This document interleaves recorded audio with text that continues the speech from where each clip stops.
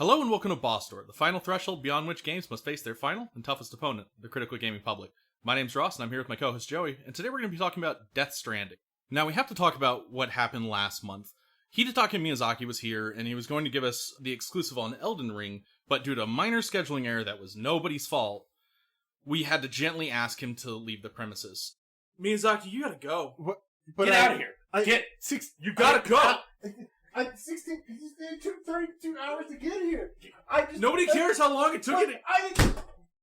Unfortunately, he did leave something behind. When we opened the door in the morning, we found his spine laying there on the ground, because apparently this worm of a man went crawling to Jeff Keighley, of all people, the video games awards guy. Alright, if he had gone to E3, that'd be one thing. I'd get that. He's a busy man. But Jeff Keighley? No, that is an insult. So, our first order of business today is the announcement of Boss Door's Blood War against Miyazaki personally. Miyazaki, if you want to end this blood war, then I suggest you come back over here and we settle this like gamers. Fox and Falco, Final Destination, no items, you know.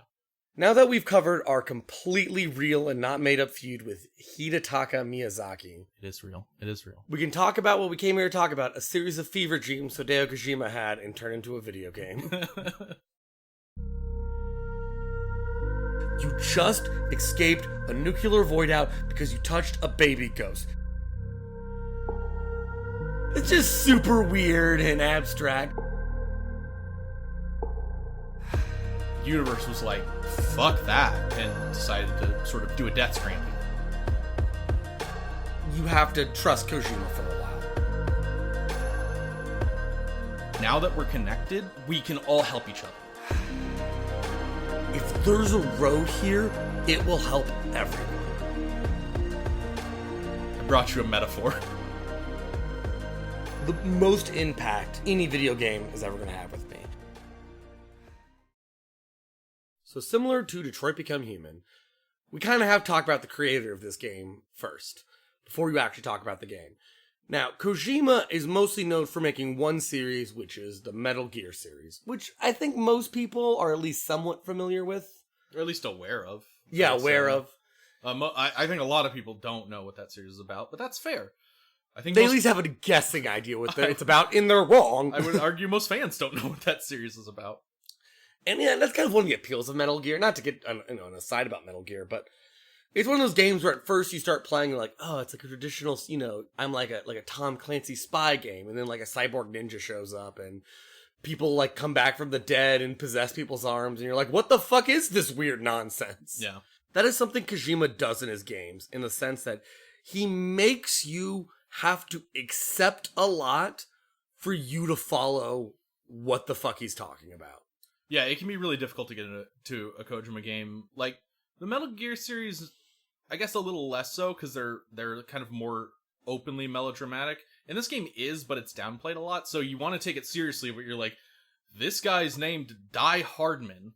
Well, I mean, I think Metal Gear has that shit too, except for the difference is you are just going around kind of like shooting and you're playing more traditional gameplay. Yeah. So you can just play the gameplay and you're like, maybe the cyborg ninja will make sense. Or maybe the fact that sometimes his arm possesses this guy's body will make sense. And for most people, the answer is, I guess it didn't. But it was a fun ride. Now, I would say with both Metal Gear and this game, if you follow his own internal logic, he has explanations for all of his weird choices and all of his weird stuff. But when you first start Death Stranding, your number one thought probably is, wow, this looks beautiful. But then your second thought is, what the fuck is that? About 15 times in the first 1 hour cutscene. Yes. Yeah, the game has a lot going on up front, and none of it is explainable or really even followable. And a lot of it is because Kojima talks heavily in metaphors, somewhat explicitly so. Yeah, a lot of Kojima's stuff is like it's literal in the plot and it's metaphorical for the message. So like a lot of things have multiple meanings, and it can be really, really difficult to understand anything that's going on. Sometimes until the entire game is finished.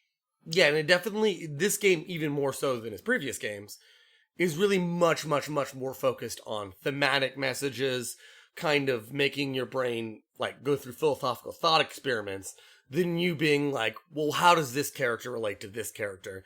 Like, any other game's plot would probably be structured. Exactly. Yeah, this game should not be taken literally. And I think he does everything he can to, like, convey that you shouldn't be taking things literally, because it's all so obviously abstract and strange. But I think probably, like, the graphics, the hyper-realistic graphics working against the game, people want to take it more seriously than it should be. This is what makes this story, for us and other reviewers, I think, so hard to analyze. Because everything that's traditionally good in a game that's considered having a good story just isn't really prevalent in the game.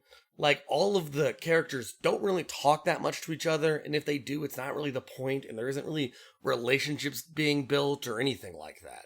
There isn't really, like, a lot of, like, big plot twist except at the very end of the game, and most of the people don't even register what the plot twists even are, right? Yeah. How this game operates, basically, is, like, the plot and the characters are props for the theme. For the various themes, right? They're there because Kojima has something to say, and they're not really there to give you anything, like, truly coherent. He's not trying to tell a story. He's trying to convey an emotion, really. He's trying to convey a feeling, and that can be really difficult to parse. And for a lot of people who are playing this game, they're like, well, clearly this game is about something. I think they get too lost in the details of, the plot and the characters, and not so much on just the themes that are constantly brought up and are explored and examined and re-examined and recontextualized throughout the whole game. So what we're going to do a little different in this cast is we're going to talk about the actual gameplay, the overview of the plot. We're not going to spoil anything right here at the beginning. We'll give you a spoiler warning. If you're just curious, because this game makes people curious, and a lot of people look for reviews to see if they feel like they should play it, we're going to try to convince you that this game is more than a walking simulator. So the basic gameplay is you play Norman Reedus, who plays Sam Porter Bridges, who is a porter for the company Bridges, the delivery company. Your job is to deliver packages from one place to another. People put in orders, you take the packages, and you walk there. But it's not as simple as what would actually be a walking simulator, something like Firewatch or something. When you take an order, you have to know where it's going, obviously, right? But you have to kind of know where that place is and how you're going to get there. Those packages that you're carrying have weight, and you have to stack them on your back or attach them to your suit, like on your hips and your shoulders and things. And you have a balance mechanic when you're walking that, like, Sam can just kind of fall over and stumble all over the really uneven terrain. And the point is that it is difficult to do. It simulates walking in a way that's difficult and challenging and interesting to actually experience. It's not just hold forward until you get to your destination. And it's not just that, because at the end of the day, you actually don't do that much walking in this game, because you get other means of transportation. You get vehicles, you later get zip lines. Basically, the later half of this game, I never touched the ground for almost any reason. Yeah. By the end of the game, especially if you get into, like, the post-game stuff, you probably have zip lines from coast to coast, and you probably don't touch the ground for more time than it takes to just pick up the package. And so I think there's two kind of, like, major pieces of the gameplay in terms of the actual, you're bringing packages from point A to point B. One part of it is building an infrastructure which makes it easier. Putting structures in place like ladders and ropes and bridges and roads and zip lines, that when you go back to that place, you'll do it in fractions of the time.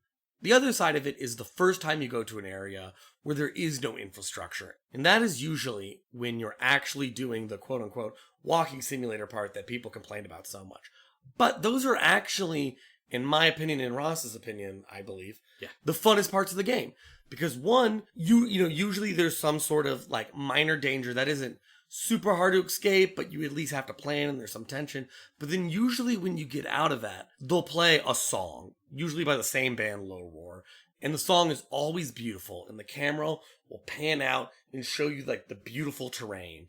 And you have a moment to kind of consider what you're doing. Because in the game, you aren't just delivering packages because you work for Bezos.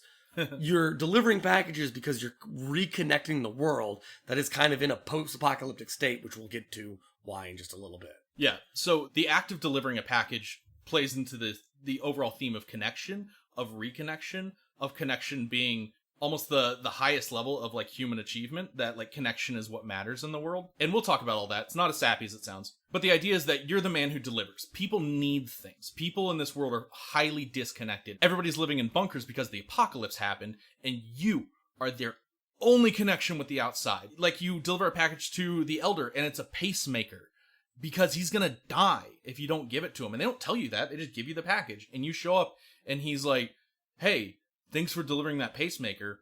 I would have died without it. And these things, these things you do, the things you deliver and the people you meet are meaningful. The journey itself is what's meaningful in this game. And I say without irony, walking in this game is my favorite part of the game. It's what draws me back. I've played this game 3 times now. My favorite part every time is the walking. Literally every time I've talked to Ross about this game when he's playing it, he goes, man, kind of wish there was more walking in this game. Which is what makes it so frustrating when you go on the internet and that's just kind of the one thing people say about it. Like, there is an element of Death Stranding that you might not be able to get behind, in the sense that everything is batshit crazy, and like the menus are bad, and there's a bunch of little UI things that hinder the experience.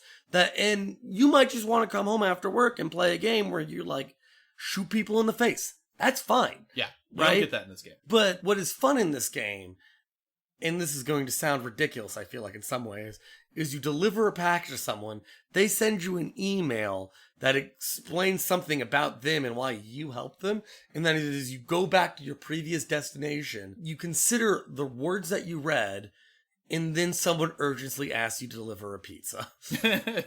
The other part about traversing the terrain is there's kind of a unique multiplayer mechanic where you can never actually see other porters because it's a one-player game and you're all Sam.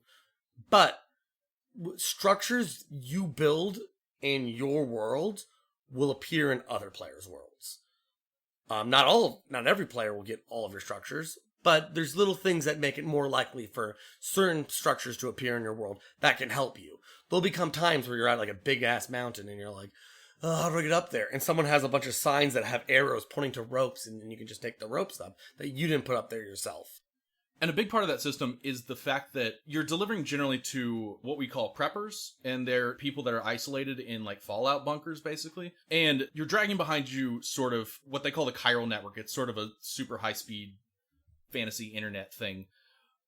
The Internet of the Dead. It's really hard to talk about this game. Yeah, it gets really high concept really quickly. But basically, you're sort of delivering a super internet that acts as the connecting strands between all the different places that comprise the UCA, the United Cities of America, which you're trying to build. The reason I bring all this up is because these people have to be brought onto the network before you can see structures, because structures are built with chiral printers, basically. It's a little thing you throw out and it prints a whole structure for you. And you can't do that if the person in the area is not on the network. And that's your goal. You go there and you bring them onto the network. So when you're going to someone, you don't have any structures, and it's difficult to get there usually. You'll have to climb down mountains and things like that. You'll have to use your own ropes and ladders and such. And then when they do come online, the map populates with a bunch of other people's structures, and everything just becomes easier. It's so nice when you're like, wow, that was a hard trek there, and it's an easy trek back, because now that we're connected, we can all help each other. It's interesting, too, because in these emails you get from certain preppers, sometimes they won't join the UCA, and they'll send you a whole message on, why they want to remain independent, why they don't want to be a part of this. Which those sort of people do exist, where they're like, well, I don't want to give up my autonomy or whatever, I want to be by myself and survive by yourself. And then the game kind of shows each one of those you can eventually, if you feel like it, convince them to join the UCA and become part of the community. And the little stories to show you the value in joining the community and how making a society together is the best chance for humanity to survive. Because in this world, humanity might not last that long based on the situation that they're in. Yeah, and the preppers, they're not shown as like bad or misguided or anything. Like, their reasons for not joining the UCA are good because they value their freedom, they value their independence and such. And then the only way you can convince them to join is by helping them, by showing them that the connections you bring are valuable in and of themselves, that we can all live better lives if everybody works together and helps out. This is why I felt like we really needed to nip in the bud the whole walking simulator nonsense that like everyone on the internet has collectively agreed to say that's what the whole game is. The game is fun for a lot of reasons, other than the game is just gorgeous throughout, and they have all of these insanely good musical beats that like make you feel things. Yeah, let me try to sell this moment for you. You're Sam Bridges, you've got this huge load on your back. It's weighing you down the whole time, your stamina's dropping, you've just gotten out of a mule camp, and mules are people that like try to steal your cargo. It's been a hard journey, and you crest this hill and you see down at the bottom the place you're going to, your destination that you've been working towards for a while, and the game sound slowly goes away and the camera pans out and this beautiful, wonderful, thoughtful track starts playing, and it just lets you walk in the open without danger. It's the game saying, hey, you did it. You delivered. You did your job. And you get a moment to look at the terrain and look at everything around you and wonder about your journey. And it's a quiet, contemplative moment that you don't get in games like ever. And it's easily, I think, my favorite part about the game. And the game gives you tons of things to contemplate. Like, so one complaint that, it's easy to have is a lot of, like, flavor and messages and world building are in text-based messages that you receive. Yeah, emails and interviews and such. Yeah. But I want to be very clear, it's not like books in Skyrim. The things inside these emails, and more so interviews than emails, most of them tend to be very interesting, or at least something that gives you something to think about, or literally something to talk with your friends about. There's a bunch of interviews where I'm like, this is probably mumbo jumbo science, but it makes you think. And just that ability to kind of like consider lots of different things about humanity, society, our bodies and souls. If anything in this game's gameplay is truly hinged on, it would be the philosophical themes. Even though that's kind of feels like it's part of the story, it's engaged in every activity you do, is you kind of recontextualizing different questions the games are asking you. Like, what is the society? Like, what is the bare minimum of society? What is a soul? Like, these sorts of things that the game talks about, and actually does so with care and nuance without devolving into, like, armchair philosophy. Yeah. The last thing I want to say about gameplay for a while is also, it is fun to build the infrastructure of your world. There gets a point where you kind of unlock most of the places that you will be going, and then you try to connect them through a transportation system, which is usually zip lines. But it's fun to plan around, and then when you're done and you complete your pathways, you're like, I can get from anywhere to anywhere at any time, and you feel like you've actually connected everyone. And it goes with the theme of the game, but it's also fun to do, even though at the end, when you finish your infrastructure, you kind of just press X every 30 seconds as you watch your character fly from one place to the other. Yeah, ziplines aren't my favorite thing, but they're far and away the most impactful structure you'll build. It really scratches the Minecraft itch of a lot of people's brains, where it's, you're planning, you're gathering resources, you're building the world in the way that you want it to look. It's not quite the same as Minecraft, obviously, because you're not just building whatever you want, but your world looks distinct to you because of the way you planned around it. Yeah. So if that sounds interesting to you, please go play the game ahead of time, because this is a full-on spoiler warning now. We can't really talk about anything else without starting to spoil things. So if you're interested, please go play it. Important to the world that we've created for Death Stranding, I think it's important for the players to consider roughly the last 4 to 5 years of the world. More than that, maybe. Yeah.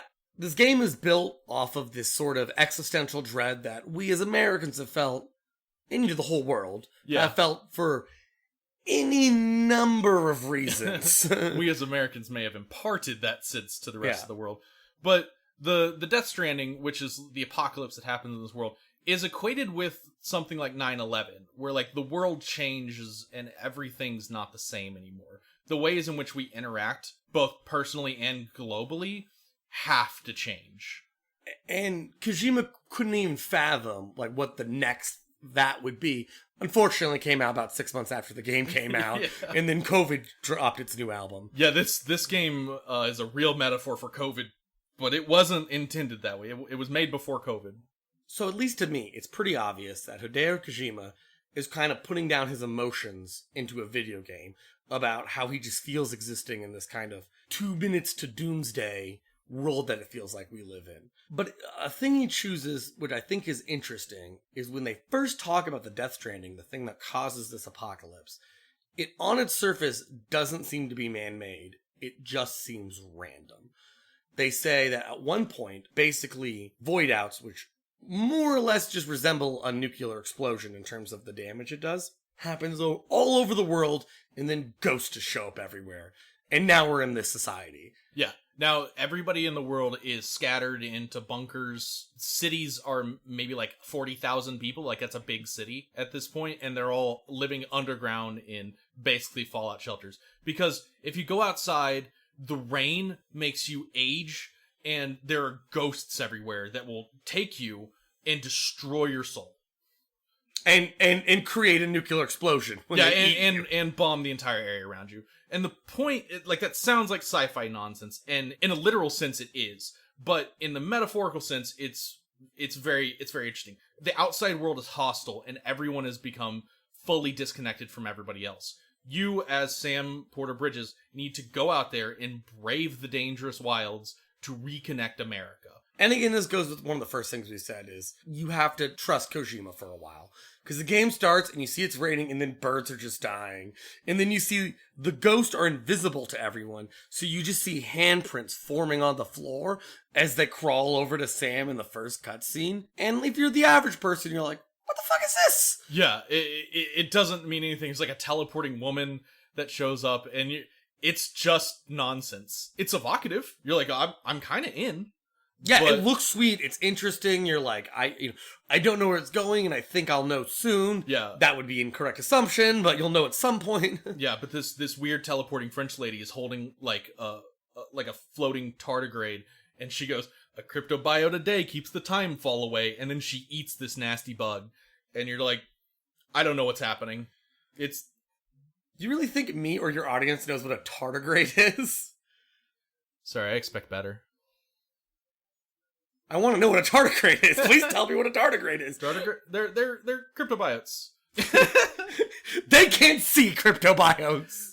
Tardigrades, they're known as water bears. They're little microscopic animals. They have like 6 legs. They can survive in like any thing. They can survive in the vacuum of space because they go into a state called cryptobiosis, in which they basically cease living for a while, and then when things calm down around them and the area's once again livable, they just become alive again.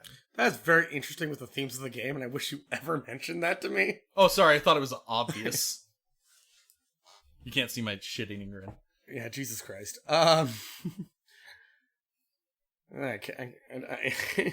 Cryptobiotes in the game live between life and death. They can live anywhere. They live like in the seam, which is the space between life and death. And the idea, the plot of the game is the Death Stranding is literally death.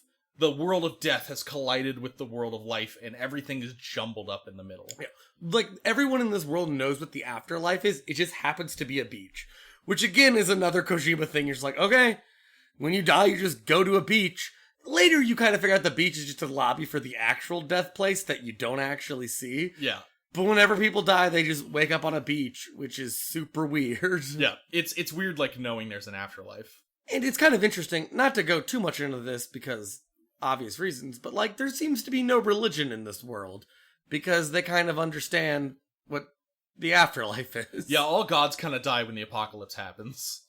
Now, an interesting thing happens in this game when someone dies. It's called a void out.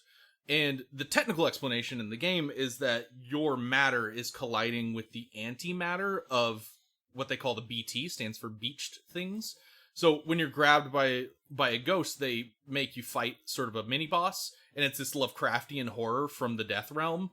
And if it eats you, your matter collides with the antimatter inside it, and it creates basically a nuclear explosion. You know, normal delivery stuff. Yeah, you know. A Kojima game. So it wipes out everything around you, and that's how the world was destroyed, is this just kind of happened suddenly and nobody knew what to do, and they didn't know they couldn't die, or that they're not allowed to die without killing everyone around them. And so, one, that's metal as hell. That's so cool, right? And two, it is extremely poetically interesting, because it's positing this idea that no one in this world is allowed to die alone. That no one in this world is allowed to die without being cared for. What you have to do is, if there is a dead body, you have to incinerate it, or it destroys everything around it. And wherever incinerators are, it fills the sky with beryllium, which, yada yada science, makes more ghosts happen. Yeah, there's a lot of ghosts around there and stuff. So to bring their body to the incinerator is dangerous. Yeah, it's a dangerous trek, but it's this idea that anyone that dies alone, especially like if you're in a city or something, right? This is why the preppers all live alone and such. But like if you're living in a city, you can't have a world of today where like nobody knows their neighbor. Because if your neighbor dies in their house and you don't know, you're dead too. You and everyone, your family, the whole city is gone because one person wasn't taken care of. And this is true of your enemies too, right? There's terrorists in the game that will try to kill you because they're monsters.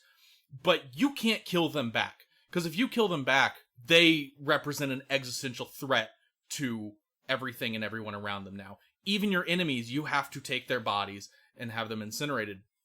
It's a form of like giving rights to the dead. It's an acknowledgement. This only happens to humans too. It's an acknowledgement that these people are human, right? That they're your neighbors, they're your enemies, they're your friends and your family. And no matter what, nobody in this world gets to die alone. Nobody gets left behind, because we have to be connected, because a lack of connection becomes a truly existential threat to survival of the human race. And it makes, until like the first cutscene kind of addresses, not the actual first cutscene, but the first major cutscene. The first real major cutscene where stuff starts to get explained. If you dispose a body, and the main character, Sam, asked how does he die, and he said suicide. And it's an interesting thing where it's, killing yourself in this world is kind of dooming everyone around you. He even says, like, we're lucky to even found the body. Yeah, but they also talk about there being, like, an epidemic of depression in this hugely disconnected world, right? Like, a lot of your deliveries are, like, delivering oxytocin so that people can just feel happy. And what this says is it's not that, like, you're wrong to commit suicide. It's that suicide is a real problem. That it should be taken care of, and that, like, you can't allow someone to get so depressed and so alone and so disconnected that they kill themselves. You can't have it. This isn't a world where you can allow that. So, like, everybody has to be taken care of by everybody. To have someone die alone and uncared for is an absolute failure of the society around them that will destroy them utterly, right? And it is a dramatic message for the world that we live in today, where people feel more disconnected than ever. The second the game starts, you're already asking yourself heavy questions about the world. There's a weight to this world. They bring you a body and they say this person committed suicide and they are about to explode. We have to deal with that. And as you deal with the body in the first cutscene, the person you're going with, Igor, you watch die horrifically in front of the Lovecraftian horror monsters. Yeah, you get caught by the BTs, and there's a giant with a hand for a head. Oh, it's amazing. Like, I mean, you have to see it. You can just look up the cutscene on YouTube or something. But yeah, basically, this Lovecraftian monstrosity eats his soul and creates a void. As he's like trying to kill him, like he's literally stabbing himself if they pull him up into the air. People would rather die than get eaten by the BTs. But at the end, you watch this character you just met die. But you don't really have, like, a connection to him yet, in a sense, because all you were doing was logistics, and he felt like he was, your classic red shirt from a sci-fi, just there to die. But the first mission you do is you have to take a body, which we'll get over what the body is, up to an incinerator by yourself. And as you're doing that, that was Igor's job, the guy you just watched died. And on your way up to the incinerator, you see ladders and ropes he put to make the quest, easier. And on the ladder, it says his name, that, Igor made it. And, for me personally, that's the time that I felt connected to Igor, is like, wow, he died, but like, he left behind something that is helping me in my quest right now. Yeah, to do the same job that he would have been doing. You know, you're walking in Igor's footsteps. He's not there, but his impact remains. And later you meet his brother too, and you get to talk about Igor. Yeah, there's lots of little stuff. Like, the game does a lot where it feels like all the major characters, even though they have a decent amount of screen time, don't get a lot of depth, but there seems to be a weird amount of depth in characters who don't even have actual, like, character models they use. Yeah. You get interviews where Igor talks about how actually he's much younger than he looks, but his job brought him into the timefall all the time, the rain that ages everything, and now he looks way older. And then you have Victor talking about, I didn't ever even really think about my brother that much. Maybe like once every 3 weeks. And now that he's dead, I think about him all the time. And just little stuff like that like really adds like kind of substantive flavor to the world, to the people, to what it's like existing in the world in really interesting ways, where they can take a character that they use objectively not a lot of screen time, and you're thinking about them at the end of the game. Like, the last scene of the game, you go back to that same incinerator, and you're still going over Igor's stuff, and you're reflecting over what this guy's life helped you on your journey. And I think it really speaks powerfully to the way they incorporate the themes of the game into the gameplay so well. We're not really trying to go through this game scene by scene, and that would be impossible because there's not enough time in the world. It's also a very front-loaded and back-loaded game. But the first hour of this game, I feel like, you know, everything is kind of like weirdly beautiful and interesting. But then you get your first moment of Kojima's a batshit crazy person, for lack of a better term. You wake up handcuffed to the bed, and a man who looks like he's been stitched together shows up and says, the president wants to talk to you. And you're like, who's the president? And he's like, don't worry about it. Turns out it's your mom, who you don't know anymore, who is apparently the president of a country you don't know exists anymore. And she wants to talk to you for some reason. And that reason is she's gonna die, and she needs you to follow your maybe sister across the country to rebuild America. That's just the setup. Also, there's a guy named Die Hardman with a weird fucking skull mask on in the middle of it. Excuse me, Vice President Die Hardman. So you meet a few characters. You meet Fragile in the cave. You meet Deadman, who's the Frankenstein person. You meet Die Hardman, and then you watch your mom die. You watch your dramatically, and then Deadman and Die Hardman tell you have to carry your mom's body up the hill to the incinerator, because the corpse disposal team, which was headed up by Igor, suddenly died recently. Also, it's a binding contract, because as your mom died, or as Sam's mom died, she crawls out of the bed, grabs your hand that's covered in the weird black BT goo, and they're like, there's an imprint of her hand on your hand. That's a handshake. That's a binding agreement, which I hope that's not how that works in the real world. If I get anyone to shake my hand, do they work for me now? Yes. That's how Amazon gets all its employees. That's why I have to do this podcast. Damn you, Ross! That is what happened. I tricked him. And so obviously this is a wild setup. You're like, oh, your mom, president, told you to go find your sister across the country and reconnect all of America. Like, what a weird setup. But the plot is less relevant to the overall themes of the game. What happens is they put your mom's body all wrapped up like a mummy, basically. They put it on your back and they say, take her up the hill, take her to the incinerator. You're the only one that can do it. And I thought this was wonderful the first time I played it. There's a little tutorial message that pops up that says, like, bodies tend to shift around more than other cargo. And I always poeticize that in my head, saying, human bodies, the living or the dead, do not sit comfortably on your back. They are the hardest cargo by far to carry, and they take up a lot of space. You can't carry other things. The weight of the corpse on your back is supposed to be a reminder of the extremely sober thing that you're doing. This person is dead, and you are bringing them to their last deliverance. And this is the first time the game does the really cool gameplay thing they do. They'll pick a beautiful song, and the camera will pan back, and all of the scenery looks gorgeous, and you know you're safe. There's no chance while a song is playing that terrorists are just going to show up and be like, get them. Yeah. You can just have that moment where you let yourself think about carrying this dead body, who's your mom / the president up the hill. God damn it, you're so goddamn weird, Kojima. It is weird, but right, they front load you with all this information, and they just kind of kick you out the door with your mom's body on your back. And then the second you walk outside, the camera just pans out and the music starts playing, and you're just left alone with your thoughts as you like cross Igor's little ladder bridges. And it's Kojima just asking you, hey, just think about what you're doing. Just think about what's going on here, you know? Just take a moment to understand your situation. And I think it sells the game, you know? Yeah, absolutely. I was completely sold. So this is the first time you get to use your controller, really, in the game. There's just a little bit of gameplay before this, but most Kojima games, you're not going to touch your controller for a couple of hours at the beginning, and probably many hours at the end. But basically, they let you walk around, they give you orders, and you take deliveries to different places, and these are all like UCA, the United Cities of America, the place that you work for now. Bridges, basically. They're all installations for them, and you bring them onto the Chiral network, which is, again, this death internet that exists. And the first area is mostly a tutorial area. You transition to the main section of the game pretty quickly, and that's when things start to change. They introduce the idea of like roads that you can build that will literally span the continent in the same way that like America was literally built. You know, people had to go west and lay down the infrastructure.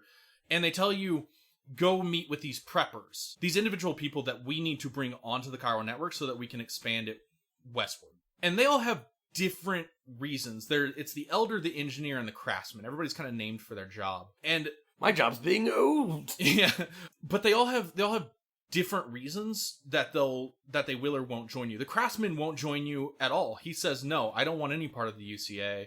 And you're like, well, is there anything I can do for you? He's like, yeah, go get my old tools from the ruins of Middle Knot City, which used to be the capital. And he's like, give me my tools and I'll join you. And then you actually go there, and the place is swarming with BTs, and it's super dangerous. Nobody that can't see the BTs and that can't traverse that area safely should ever be near there. And there's constant time fall, and you get his tools, and you make your way back. And I remember the first time I did this, I like ran out of stamina. It took so long to do. So I'm like barely trudging back into the place, and you get back to the craftsman, and you put the tools down in front of him, and he's like, wow, you actually got me my tools. These mean a lot to me. These were like my first tool set, and these were so important to me. I can't believe you did this. Sure, I'll join your network. And you create these strands, you create these connections to people and places and things through your effort alone. This is a good time to also mention that no naming is subtle whatsoever. They always talk about rope because there's a line kind of early. Maybe it's in an email. I don't actually remember. But, you know, the first tools man made were rope and stick. One was to keep man farther apart, and one was to bind us. And then as you connect the cities, they call each city a knot. That you're, creating knots on the rope across the country. And to connect those things, you use a thing called a Q-PID. Q.PID, but it sounds like Cupid because you're connecting everyone through love. And the people who run the government organization to connect everyone is called bridges because you're connecting people through bridges. Yeah. And yada, yada, yada, yada. Everything is named like that. Yeah, this is what we mean in the beginning where, like, the game is not subtle about what it's trying to say. The plot is unbelievably convoluted, but the themes are not subtle. This led me to kind of my own sort of analogy to understand the way I viewed the game is where I look at it in terms of art. It feels more like an impressionist painting. There's hyper-realistic paintings where you just kind of depict what you see. Impressionism is kind of, it's based off light, but it's also kind of like what you feel about the thing that you're looking at. You'll be a picture of the ruined cathedral, and you can tell it's a cathedral, but it's all obscure and all that, like the colors matter a lot more than the lines of it. I know it's pretty abstract, but we're playing an abstract as fuck game. It's a lot different than some of his earlier games, like in Metal Gear, where when they're trying to convey a theme to you, characters will monologue at you for a long time. They do that in this game too. I'm not saying that. And also a lot of the stuff they tell you comes in lengthy text. But there are so many different parts of the game where someone says, the world is this way because I think maybe possibly this. Yeah, a lot of the actual story that the characters give you is them speculating on what the Death Stranding could be like. What caused it? Where did it come from? how should we act now? And it's not them necessarily putting forth like information to the players. It's all these people trying to cope in a world that doesn't make sense anymore, that they can't see properly anymore. And sometimes you'll read something that has a theory in it that will be contradicted later by information that characters get later. Yeah, some characters do change over time. Like an example is, they mentioned that only humans have beaches. Only humans have this afterlife. And a character, Hartman, postulates, well, is it consciousness that creates his beaches? And then saying, well, dogs and cats don't have consciousness because they don't have beaches. But if you had AI, could they have a beach? And that's it. It's just a random interview that talks about that. And that doesn't go anywhere in the game, but it's something you can read like in your room before your next delivery.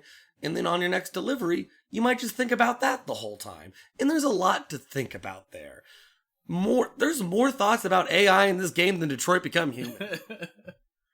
And like, that's what I like. Whereas if you compare this to other games, the Craftsman sent you on a fetch quest. And me and Ross play a lot of RPGs, and we basically complain about every fetch quest we've ever played. Yeah. Because they're always just like, I need some flint. Mister, can you find my cats? Is it outside? See, people are going to know we listen to our cast so much when you quote yourself directly. But, sorry, it's just... You can't see my shit-eating grin. It's exactly the tone of voice you used. It was a direct reference, yes. This is distracting. But this fetch quest with the Craftsman gives you something to think about. Right? And there's another system in this game that I think is really interesting, is there's kind of no economy in this world, right? Yeah. There's no money, but you do things for likes. And at first when I hear that, you're like, damn, social media ruining the kids. But the thing is, the difference between this social media and our social media, or like the idea of likes in social media, is our social media is heavily monetized. Yeah. Right? Like there's literally just a boxing ticket between TikTok stars and YouTube stars. We live in the dumbest fucking reality. But in this game, likes are your currency. You do something to make other NPCs happy, but also other players. Yeah. But I want to stress, they're not literal currency. You don't spend likes, you just accumulate them. And it's why you're doing what you're doing. Exactly. And what's interesting about this is the fact that there is no negative way to interact with other people in this game. You can't give dislikes. Likes aren't a metric by which you measure anything except how much you've helped other people in this world. And that's how the multiplayer system works as well. In the fact that other people's structures come into your world and your structures go out to other people's worlds. And if someone builds a bridge that you need and you use it, you're tired after a long journey and there's like just a bridge that goes over the water, and water's like pretty difficult to cross.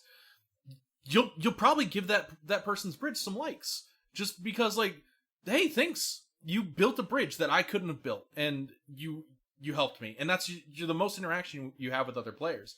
And what I think is fascinating about that is not only that you can't give dislikes, you can't say, oh, you built this in the wrong spot, right? You might think that, you could dismantle it and get rid of it, but you can't ever say you did something bad. You can only say, hey, thanks for trying, thanks for doing anything to help.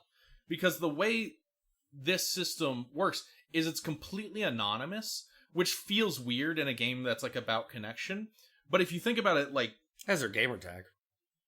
Well, yeah, it tells you who built it, but like, I don't know who Ass King 54 is, but I used his ladder. Like, thanks. It's just funny because the only way you can like negatively impact a player is if you went on actual social media and dox them. If you track them down. You're like, look at this dumbass bridge by Ass King 94. You built a bridge in the middle of nowhere? Why? I actually do have that question. So many people do that and I don't get it. But beyond that, the fact is, when you participate in the system, when you build structures and when you use other people's structures, you do so anonymously. When you build roads or anything like that, you might be helping other people. You're doing it for yourself, essentially. But by creating a system that's based in pure anonymous helping people, you create a system that's like inherently benevolent, that is inherently good, right? In which all participation in that system becomes good in and of itself. It's not about It's not about I built a thing and it went into your world and now you owe me likes. It's that I built a thing and that was good. I built a thing because it might be helpful somewhere, and that's what matters. It's about doing good for goodness sake. And you can't really troll players in any way, because No. you could always dismantle structures. Like, if you couldn't dismantle structures, you would connect someone on the UCA, and then watchtowers would surround the entire camp, and you couldn't leave. Yeah, it is a system that it's rigged. You can't...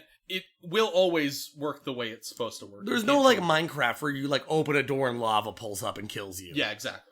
So it's obvious at this point the game talks immensely about the value of connection and why we should be working towards it, which is juxtaposed then against the actual plot of the game, like the villains that show up, who advocate like an extreme disconnection, which the game says the most extreme sort of disconnection would be death, right? It's the loss of all connection, and we'll talk about that more. But this is embodied, especially in Higgs, who is voiced by Troy Baker, who did Joel from Last of Us and many other characters. He's Snow from Final Fantasy 13, everyone's favorite game. Yeah, he's Snow from Final Fantasy 13, that game you definitely played. So Higgs is a wonderful character in here, and he calls himself Higgs after like the Higgs boson. He calls himself the particle of God that moves between realities. He's super powerful. He can summon the dead. He can summon the BTs from the other side, and mostly he's there to get in your way. And his philosophy is essentially, you learn this by the end, but his philosophy is that humans are doomed. That humans only have, as he puts it, a few 100,000 years to live, and that's it. And there's just no point in going on. He's like a pure existential dread embodied in a character. And he just says, fuck it. Just annihilate everybody. I want the last Stranding to occur. I want this to be the extinction of humanity because I see no reason for humans to exist anymore. I do have to say that saying that humans have 10,000 years to live is the most optimistic take on humanity I've heard in the last 5 years. We're really trying to get through the next 100, you know? But 10. a couple 100,000 would be nice. That'd be great. And so what's important about Higgs is that he is this opposite of Sam, right? Sam is the great deliverer. He's there to reunite the world. And Higgs is this great destroyer. He's there to destroy everything. He's there to extinguish humanity. So Sam and Higgs are what the game would call chiral versions of one another. And chiral comes from a Greek word essentially meaning hand. The idea is they're mirror images of one another. If you put like your left and your right hands together and their palms, you can see that they're mirror images of each other, but they're not the same. They're incompatible. Like if you were to shake hands, you don't shake right to left. You shake right to right, left to left. Because things that are mirror opposites like that, they're equal but incompatible with one another. In the same way that Higgs is this absolute existential, everything is pointless, we might as well die kind of person. And Sam is this good Samaritan character who's just out here trying to reconnect the world. For reasons he doesn't really even understand himself. He just knows that's the thing to do. And so they're these characters that bump heads, and that's your core controversy throughout the game. And they even look similar. Now, one thing that's like gonna be difficult with this game is there's so much weird tiny details, it's easy to miss some.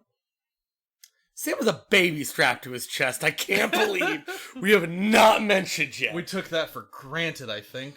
Yeah, like you probably, like that's what a lot of people know is, oh, there's just a baby in Sam's chest. I don't know why. Yeah, this game was always called Norman Reedus and the Freaky Fetus. It's a really good name. Yeah. And Higgs also has a baby strapped to his chest, which you later see is like a weird fucked up doll. Yeah, it's like a Pinhead from Hellraiser. Kind of. I describe it like the baby in Toy Story that Sid has. Yeah. On like the little, that has like a erector set for fucking legs. And more creepy than that. Yeah. But basically these babies they're called bridge babies, and they're sort of undeveloped children. They're like 28 weeks, like almost fully developed, such that they can sense what's around them, but they're not like fully alive. They're not fully dead. It's that weird period. Yeah, and they're cut out of moms like are in a coma or dying. Yeah, they call them a still mother. The mother's like in a coma, and the baby is taken out of her and put into a pod that simulates the womb. It's a whole thing. But basically, you can connect your brain to it, and it lets you see BTs that are normally invisible. Hideo Kojima! But it's interesting because both Sam and Higgs are both kind of connected to the dead, right? They both have the baby. You see Higgs, like, control BTs. Like, he just shows up, and he's like, I brought big-ass whale. And you're like, I guess you can do that. Don't know why. Sam, when he dies, is a repatriate, which means he wakes up from the dead. Like, everyone else gets voided out. Sam just swims in the seam, finds his body, goes down his throat. There's a baby at the end of it. Fucking Kojima. And then goes down the baby's throat and then comes out the other side in the real world. I forgot about the baby's throat. Yeah. There's a skip function that I use on this cutscene liberally. Yes. Also, the baby gives you a thumbs up. Yeah, because that's how people give likes. It's gonna be a point. There's gonna be a point where the damn you Kojimas, we're just gonna need like a like a DYK or something. Yeah, we're gonna need to shorthand that one. For most of the game, you probably have no idea how Higgs is doing what he's doing, what his motivations are, or what's going on. But, like, damn, his cutscenes are fun. Like, he's super Egyptian themed because he's obsessed with Egypt. And so, like, his whole outfit kind of has, like, little Egyptian things. He's, like, crying tar tears all the time. His BT and scanner thing just look different. And he's voiced by Troy Baker, who just makes all of his scenes super fun to watch because he's a fun voice actor. Yeah, he really hams up the role, and it works well. So, like, every time he shows up, you're like, that was a fun ride. What? Yeah. No idea what just happened. Moving on.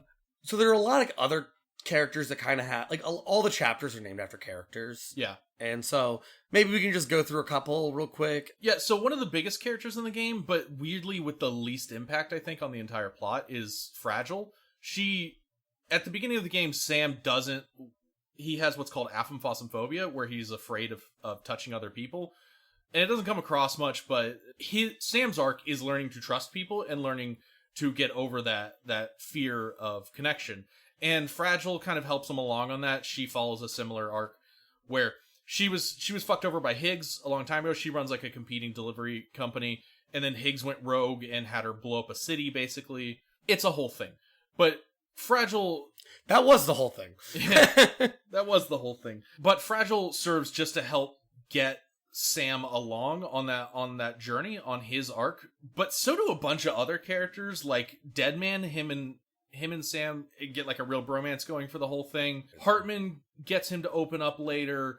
I would even say Clifford Unger, who is like a ghost in and of himself, gets Sam to open up. So like Fragile feels weirdly irrelevant to the plot. She's actually your fast travel system because she can teleport, but beyond that, her plot doesn't really matter to the actual game. Yeah, I don't really like a lot of her scenes. One, a lot of it's about her and like becoming closer to Sam and like having that human connection. But like, she talks like a robot. I don't know if on purpose or not. Like, Sam kind of talks like a robot, but it's almost pretty explicitly on purpose. You know, whether that's a good decision or not, that's another question. But it's more explicit with her. She's with him. With Fragile, they have, you know, if you read any of her text-based stuff, it's about how she's trying to like remake her father's dream and rebuild America and all that stuff. And then every time she talks to you, it's just like stiff and weird. Yeah. And that's a problem with a lot of characters in the game, but Fragile is like weirdly unlikable in this game, and she's pretty irrelevant to the plot. She just kind of doesn't need to be there. And you gotta wonder if some of like, it's not like all the voice acting is bad. I mean, they do have Mads Mikkelsen and Troy Baker, who both do incredible jobs in the game. Yeah. Mostly because I think they're incredible actors. I think even Guillermo del Toro does. Yeah, Guillermo del Toro does a great job. Yeah, Guillermo del Toro has an expository role, in my opinion, and less of, you know, kind of an emotional nuance role. But you wonder how sometimes maybe some of the voice acting is delivered a little stiffly because Kojima's like, okay, you have aphophosphobia. You just escaped a nuclear void out because you touched a baby ghost. But that baby ghost was one of your close friends' baby ghosts. It's fine. She's dead, but doesn't have a soul anymore. But take her to her twin sister so she can absorb him like they're in Dragon Ball Z. And they're like, so you want me to say like fucking Higgs or something? Yeah, go with that. Yeah. Yeah. So we're talking about Mama now. I kind of alluded to basically all of Mama's plot, but there's kind of an interesting thing that we haven't talked a lot about with BTs, is one thing this game does, I think, a lot, is teach you a lot of good vocabulary so you can kick ass at Scrabble. So next time you're there, aphophosphobia, see if you have 15 letters. Yeah. But they talk about, and this is another different language word, your ha and your ka. Where your ha is your body and your ka is your soul, coming from Egyptian words. And they say that the BTs are made from our souls. which is interesting because all they do is they try to touch people. Yeah. And accidentally cause the end of things when they do that. Yeah, but that's not their intent. They're just there because they're trying to grab at the living. They have nowhere to go. It's souls that can't move on. It's like our literal soul, though. Like, the thing that's most important to our soul is making these connections. Yeah. And I think it's a really cool thematic thing, because at first, BTs are these horrifying ghosts, and you don't know what they are, and they have Cthulhu-like aesthetics, or Lovecraftian horror aesthetics. And then later, it's kind of like, well, they're not trying to be bad. They just happen to be this. Like, they're trying to reach out to humanity because that's all they know. They don't know it's going to cause a void out. They don't think that way. And so there's kind of an interesting, focus on what is the body and what is the soul. And then, you have certain characters talk about already have dying. Like, their body already died. There's a character later on you'll find out whose Ha and Ka have been split the whole time. Mama gave birth to a baby after borrowing genetic material from her sister her husband. But then got caught in a collapsing building, yeah. And then she gave birth to the baby trapped under rubble, but then the baby died. Yeah, and that's why we invented DYK. Hideo Kojima. DYK. But suffice to say, Mama's soul sort of got birthed instead of the baby, and she spent the rest of her time between then and now taking care of that and sort of hiding from the world. And it's one of the first times Sam shows up, and there's a little sensor attached to the baby to your chest that senses BTs, and it's reacting to the BT. I'm doing the symbol of the thing that you can't see. I don't know why I'm doing that. But walk in, Sam sees the BT and starts freaking out. He's like, no, it's my baby. And you see the baby going, Mama.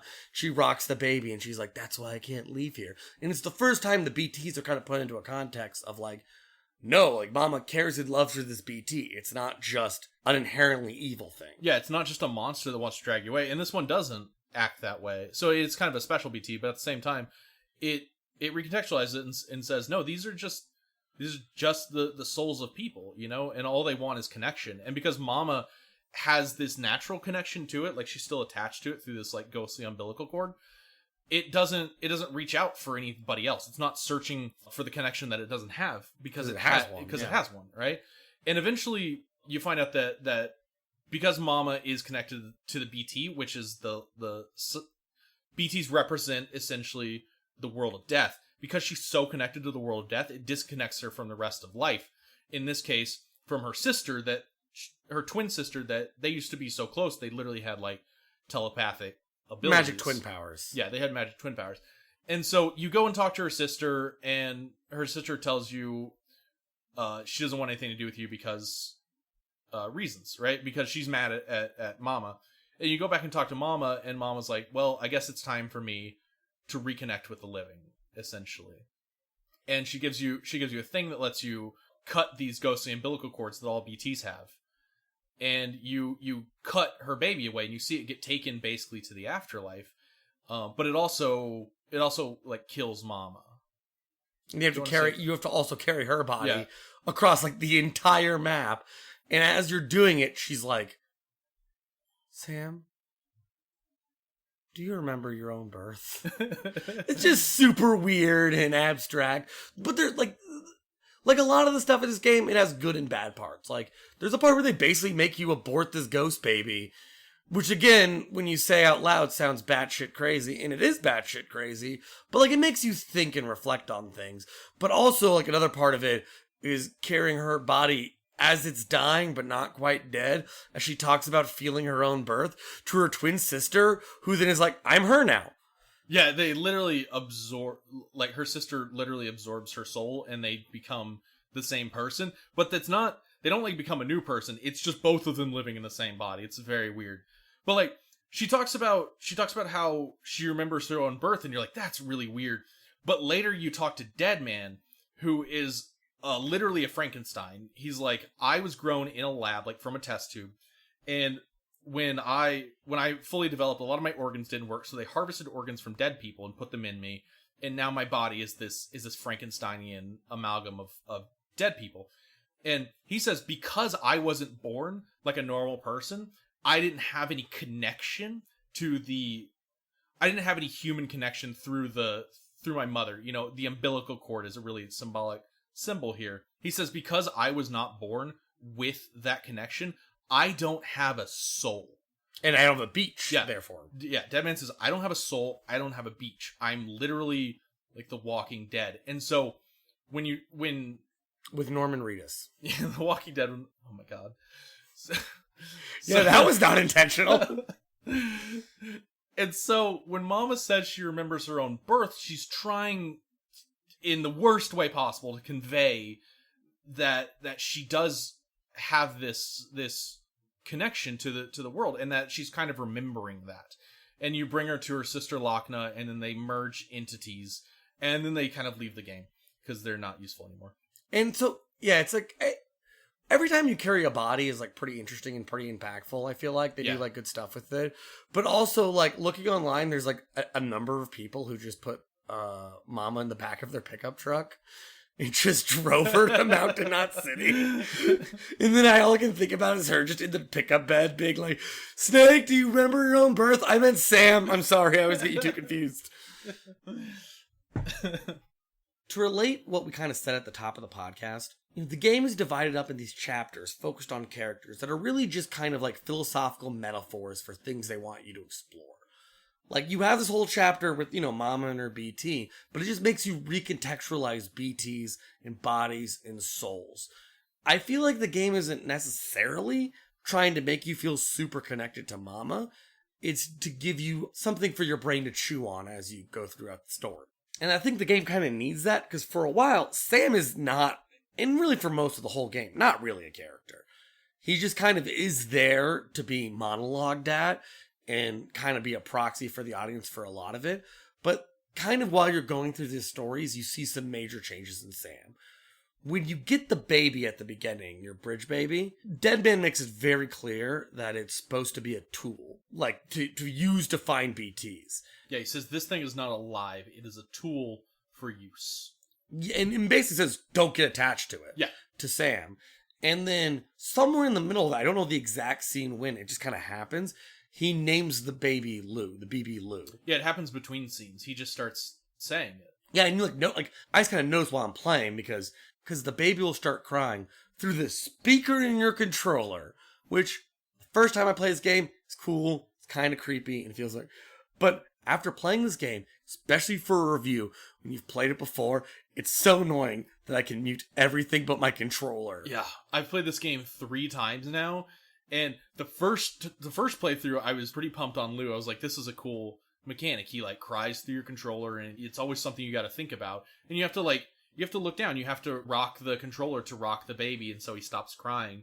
And you have to manage his sort of mental health while you're going through this dangerous world. By the 3rd time I played the game, I was like, something please shut this baby up. To the point where sometimes if his sanity was kind of low, I would just throw myself off a cliff. Like, I won't die, but it lowers his sanity. And if he goes autotoxemic, which is when he sort of stops functioning, Scrabble words, he just gets quiet. And it's so nice.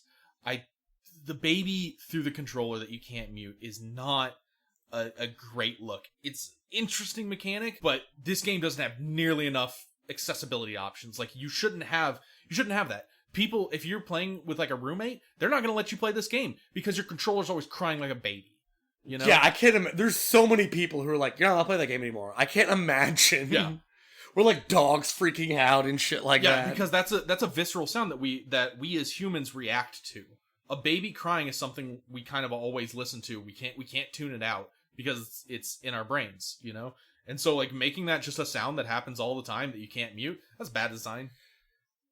Yeah, it definitely should be able to mute it, but I think the effect works really well on your first playthrough, which is in general how I think the game is designed, for you to kind of play the game once, play it a lot, and then be done with it. Yeah.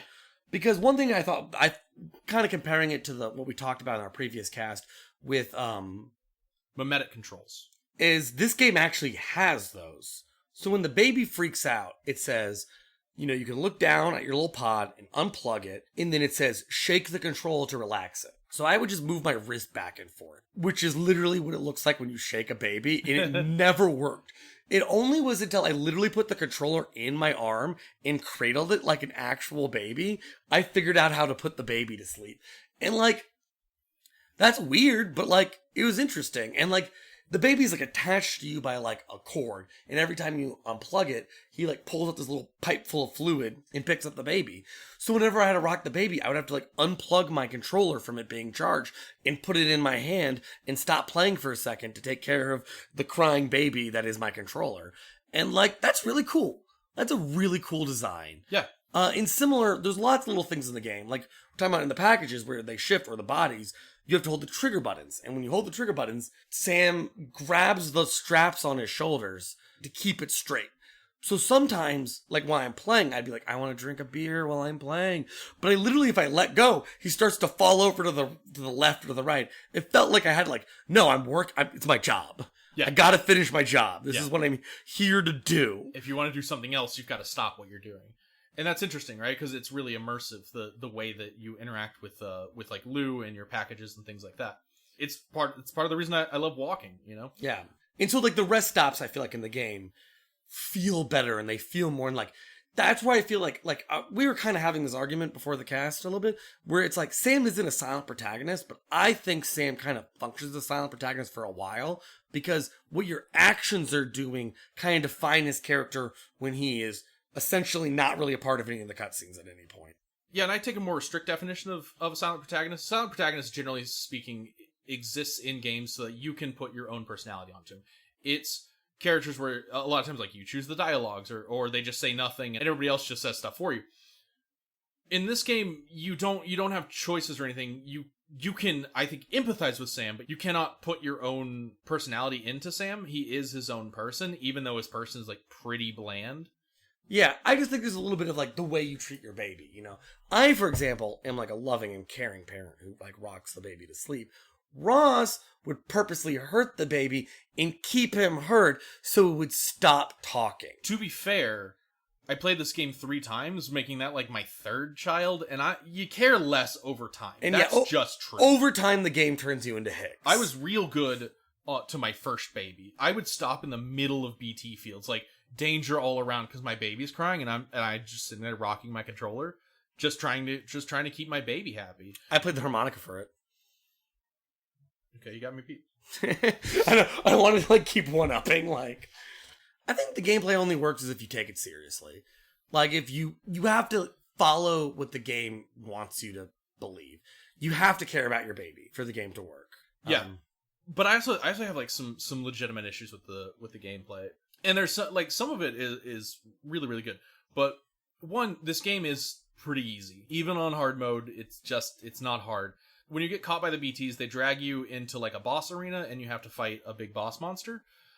And they're just incredibly easy to kill. Like almost no threat. If there's only one of them, it doesn't matter at all. You can actually just walk away. You can just leave the arena and it just goes away. In some places, there'll be 2 or 3 or 4 of them, and it's still not a threat. They're just so easy to kill. But the fights are really cool in and of themselves. Like, it's this weird Lovecraftian monster that's trying to kill you and eat your soul, and you're in this like lake of tar, and out of the lake keeps bubbling like school buses and old buildings and stuff, and it's cool because stuff you haven't seen either. Like, you know, like, oh yeah, schools should exist. Yeah, the world's like kind of barren. It's just rocks and rubbles and fallout shelters, and you forget that like normal buildings existed, and this tar comes from the other side. It literally is pulling these buildings from other time periods, and they're just bubbling around you. You can climb the rubble and fight, and it should be more interesting, but the combat is so simplistic and the bosses are so easy that like you would have to try to get killed, I think. So there's a couple things. I do agree with that. I actually never killed the BT monsters because I just never I never carried the weapons you needed to, which I think is interesting, where it's like you have to prepare for combat because weapons take cargo space. You have to decide if you actually care enough to bring weapons. So I never actually really engaged with the combats with the BTs, but they are hell easy to run away from. I really do like the BT's early game because it just kind of comes off like a horror element of the game, and whenever they hear you or spot you, they start contacting the ground, and you see like tar footprints pop up as they follow you, and you're like holding your breath so they can't even hear you breathe, and you're just trying to slowly run away, but you don't want to get up and run because you'll hear that. Yeah. So like it creates this really cool tension. But as the game goes on, it becomes so trivial, and by the time they make you abort mama's baby, she gives you a thing that cuts the umbilical cords, and so now you just go near BTs and cut their cords. Yeah, and then you just go through instantly. through the field pretty easily. You literally assassinate them at that point. And it's kind of weird because at that point in the game, I don't really want to fucking be fighting BTs anymore. So like, I'm glad they're easy because I'm like I got like 960 kilograms of packages to go up the mountain. But I also think it's kind of interesting because at least there's a flavor element of the more society gets connected and the more people you get into the UCA, just how objectively easy these things become to kill because they're no longer a threat with the unified effort of mankind, right? Like there's the craftsman's like, I made her special grenades that are extra effective against them. Mama's like, I took beryllium and made, a thing to cut their cords. And someone's like, I got a gun that shoots your blood because his blood kills them because plot reasons. DYK. It is interesting that they are so easy, and then when you're in like kind of like the last fourth of the game, you're just ziplining above them. Yeah, you probably don't even remember they exist for the rest of the game. Yeah, you're like, oh, that's BT territory. Exactly. And then the baby's laughing, It's just a good time.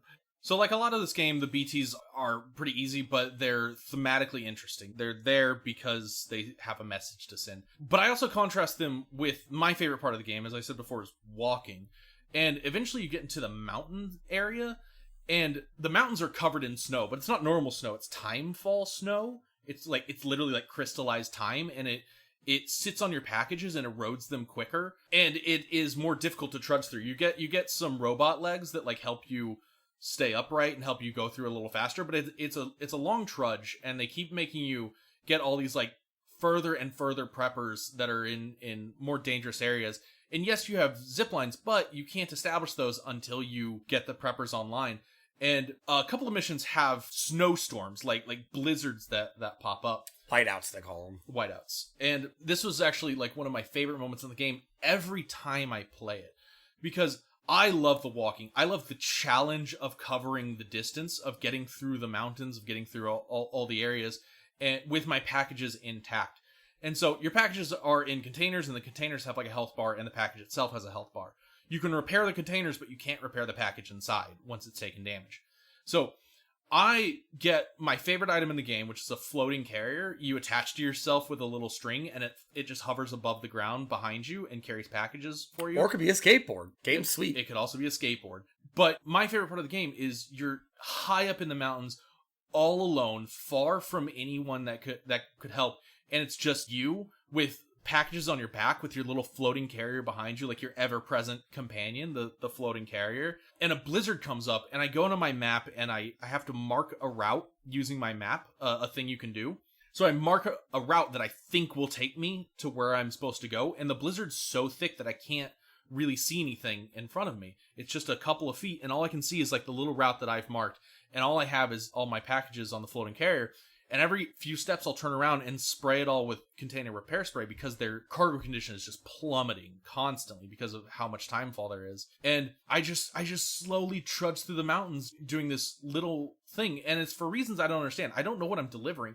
I just know that I have to do it. That someone out there is counting on me to make this dangerous journey. And when you can get so close to that prepper in the blizzard that like you are surprised that the building is so close to you. You'll just look up and it's like 10 feet away.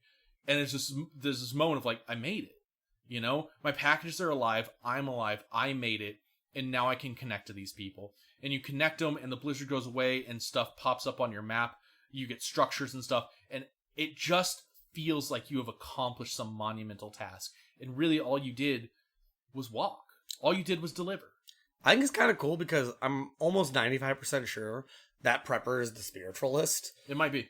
And I just think it's kind of interesting, like the spiritualist, you're like, I'm having spiritual connecting to walking. And then like all the spiritualist emails kind of like talk about the fourth, like kind of break the fourth wall, where they talk about like, I've seen bunches of Sams, and it's like they're talking about the other people, like the other players all are Sam because 100 people are playing this game. I enjoy the mountain preppers because you see why they need the UCA.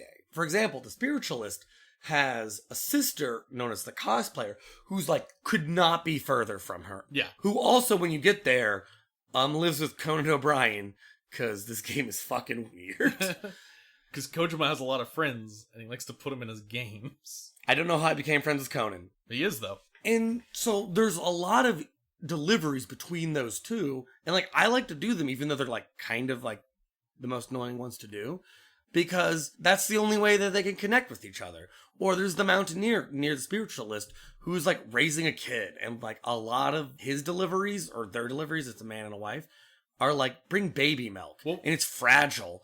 And when you go to the Mountaineer, actually, is you go from the doctor who's near the central city, and you bring technology to the Mountaineer where the doctor can like remotely help his wife give birth. Oh yeah, right. So like they need you and the UCA and the chiral network. He's like, you need to bring this technology over, and you need to get them on the chiral network, and you do that. And after that, every time they show up when you do a delivery, the holograms pop up and they like thank you and check the package and stuff.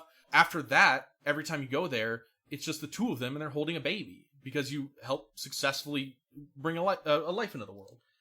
Yeah, and it's just kind of cool where it's like, there's also a guy labeled the first prepper where like one of his emails is like, because he lives at the highest peak in the game, and one of his emails is like, isn't it just better eating food really high up in the air? And he's just like justifying his completely illogical lifestyle choices. And like, there's weirdly more connections that I've drawn with these individual preppers whose personality is almost entirely fleshed out through emails than like Mama and Fragile. Yeah. Like they say interesting things. Fragile has a catchphrase saying, I'm fragile, but I'm not that fragile. Yeah. It's bad. Yeah, the preppers have a lot more personality than the actual characters do, because the characters are just, they're there to tell you the plot. I often say that like, even though the actors tend to be really good in this game, the writing is, I think, somewhat subpar, because every time they speak, it's like they're speaking essentially to the camera. They're explaining something to you.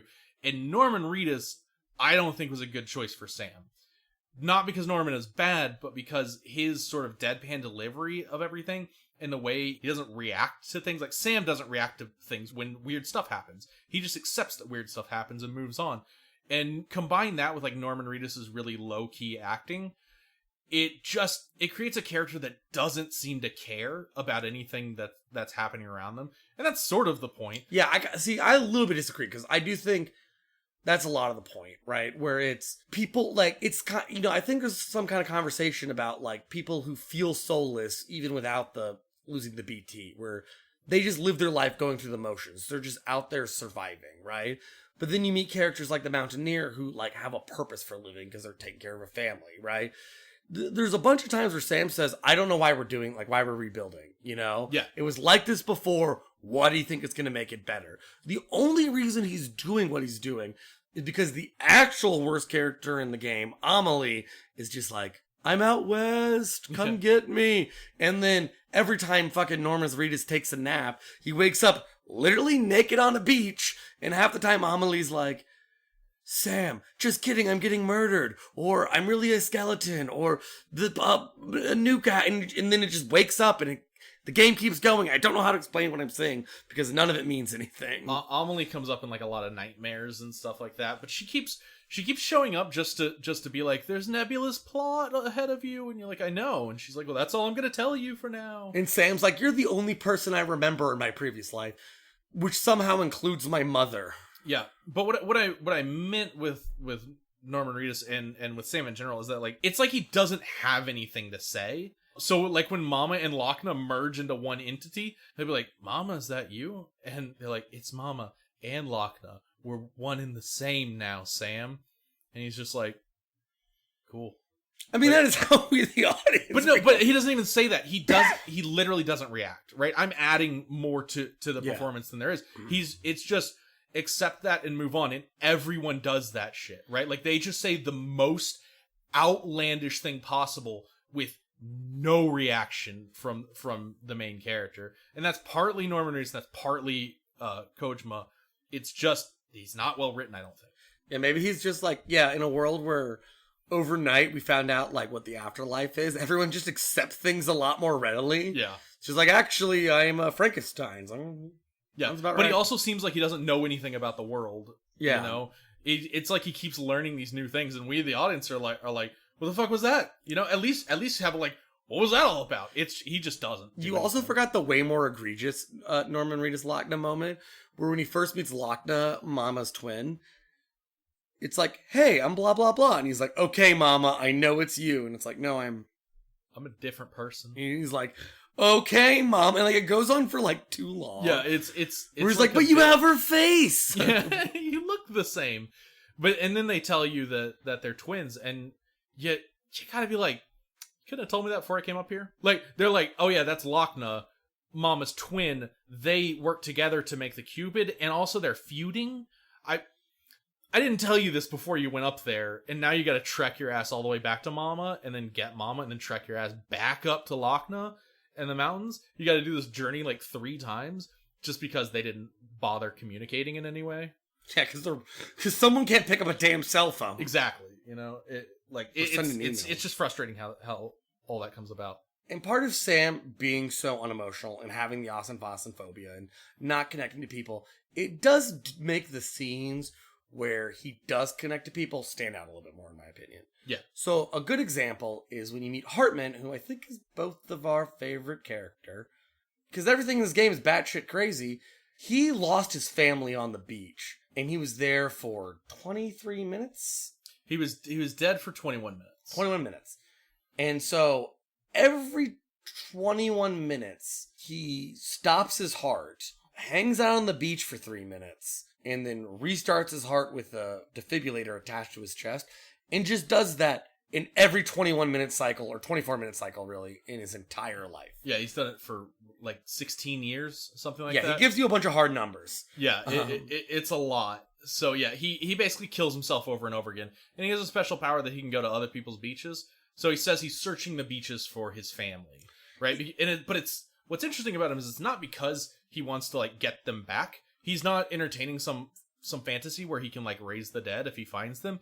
He just wants to die with them. He's struck with the realization that there is an afterlife that we can go to, and he's terrified that when he dies, he's not going to find his family on the other side. And that's what he spends his whole life doing. He just says, I kill myself every 21 minutes so that when I find my family, I don't have to come back. I can just die with them finally. Like I should have. And it's an interesting flavor because not only that, but he's like the one scientist who just like, he's the person who's most responsible for helping us figure our way out of this mess. But to relate to the Sam, developing connections with people, is he has a chiral hourglass that he uses to mark the 3-minute increments. And you see there's a part where he's about to die, like gets in his little chair and waits for himself to cut his heart off. He goes, oh yeah, and remembers and turns the chiral hourglass in time before he dies. And then you wait for him for his 3 minutes, he wakes up and he keeps talking to you. And then at the end of the conversation, he's like, okay, about to die for my second time in this conversation because he's hella rude. And Sam is about to leave and he's like walking out the door. And then he goes back, grabs the hourglass and flips it for him. Yeah, because he forgot to do it. He forgot to do it. And it's like, it's actually really cool, right? Like Sam is actually showing care for the things that Hartman cares about. Yeah. Because essentially it's not important. Like he doesn't need the hourglass for anything. Yeah. It's just a part of his little routine. And it's Sam actually, respecting that character. It's also the first character, even though he mentions it so briefly, he mentions that he had a pregnant wife who died. Yeah. Well, earlier Deadman brings it up, but Sam never talks about it until he gets to Hartman. And Hartman's talking about how he lost his family and how he basically just wants to be dead with him. And it's very clear that Sam connects with that because Sam's like, I also had a family, Yeah. And Hartman even says like, I didn't think I would be the person you'd ever open up to. But it makes sense when you think about it. Like, they're both people. Sam, still at this point, I mean, he's connecting to other people, but in a lot of ways, you kind of feel like he wants to be dead. That he'd rather just be with his family that he couldn't save. Yeah, exactly. It's the only thing that kind of makes his whole yearning to be with Amelie stuff palpable. Because as a whole, it just feels like there's a marker at the end of the map where he has to go and she's just there for that. But it's just like it's the only person he really considers family left. Yeah, she's all he's got left. And yeah, it's not, their relationship is not conveyed well, but you accept that it exists, you know? Like, we spent a lot of time naked on the beach together as children. Yeah. I guess that's what a lot of children do, but it's way weirder in this world. It's super weird. So Hartman is kind of the last section before the end game, and I think it's kind of the most interesting in a lot of ways. It feels similar to the mountain section because they both take place mostly in the mountains. But there's a couple things. Hartman's room and all of the aesthetic and everything to do with Hartman is really interesting. Like, he has padded floors for whenever he dies in case he's not in a safe place. Yeah. He's surrounded, there's like BT sculptures. There's a part where he knocks his heart out and you have 3 minutes to just look at everything in the room. And like, it's entertaining, you know, it's a visual, you don't see a lot of visually engaging civilization. You see visually engaging like outdoor shit, but you're never like, whenever you go to a city, it's like, now go to the terminal and then go to the room that's identical to all your other rooms, you know? Yeah. There's a couple of cities where there's like, oh, there's like a dock section, and you're like, that's it. So it's at least like, it is a nice change of pace throughout the game. And Hartman, in the text-based part of the game, says all of the interesting shit, in my opinion. Yeah. He talks about chirality. He talks about Han Ka. He has this whole little spiel that I think is really interesting, even though it's kind of fake science. The game has a lot of fake science. When there used to be Neanderthals and Homo sapiens, and one of them had to survive, he describes the Neanderthals as being bigger, stronger, and more able to sustain themselves by themselves. But only through Homo sapiens' necessity to work together and to form a society and make something like religion to have a common goal to make them move forward, they were the species able to survive, because it's better to survive when you work together than by yourself, even if you're stronger. And there's just a bunch of messages like that that really get you thinking. And this is kind of the part of the game where they talk a whole shit ton about evolution, where they talk about what if the Death Stranding, what if it happened so humanity could survive the extinction. Yeah, Hartman is a character that dives into like the science and the like the deep lore of the Death Stranding, and a lot of it, I mean, all of it is pseudoscience and stuff. He goes back and talks about like the 5 major extinctions in history and how they might have all been Death Strandings and things like that. It's a lot. But when you sort of unfocus your eyes and just listen to what he's trying to say, he's talking about evolution as a method humans use for connection, right? That like we are literally evolved to be connected to one another. That it's not just a thing that we made up, it's something that's inherent to us. And we see it in things like religion and things like science together. Well, one thing I would say, though, and I think it's one of the more interesting questions the game kind of poses, is it says pretty much outright that the concept of society was evolutionary beneficial to the human race. Yeah. And I think that's a really hard thing to square away in modern times. When you look at society now, and it's the number one threat to the planet as a whole, to all life, is the society that we built. And I think that's a thing that the game kind of makes you square away in your head. Right? How could society have helped us get to this heights, but also be actually the thing catapulting us to our doom? So in general, just stew on that, audience, as we move forward. So we kind of have to talk about the elephant in the room, which is the convoluted Amelie plot that only kind of makes sense at the end, but it is being a lot of drag through mud. Yeah. Sorry, tar. Oh, we both got there. We're so smart. Connections. We are one. The themes of the game lifted to this day. So the whole game, they're talking about Amelie's out west, go west, blah, blah, blah. There's a tar belt that separates you basically from California. And then when you cross that tar belt, you're basically just in the end game. There are a lot of boss fights. There's a couple of like packagey stuff. But like everything is cutscene to end game, cutscene to end game. And there's kind of 2 separate plots with it. There's this guy played by Mads Mikkelsen, Clifford Unker, that we haven't even found a place to mention him yet. Yeah. And then there's Amelie. I think we should do Amelie first because let's rip that band-aid off. Yeah, let's do it. So Amelie is this thing called an extinction entity, which we don't know if that's a cosmic thing, like part of this cosmic cycle of death and rebirth, or if it's a person, or if it's both. It seems like it's kind of both. But Amelie basically exists to bring on the end times. She actually ends up causing the Death Stranding, and we'll talk about that in just a second. But her purpose now is to bring on the last Stranding, which is the full extinction of humanity.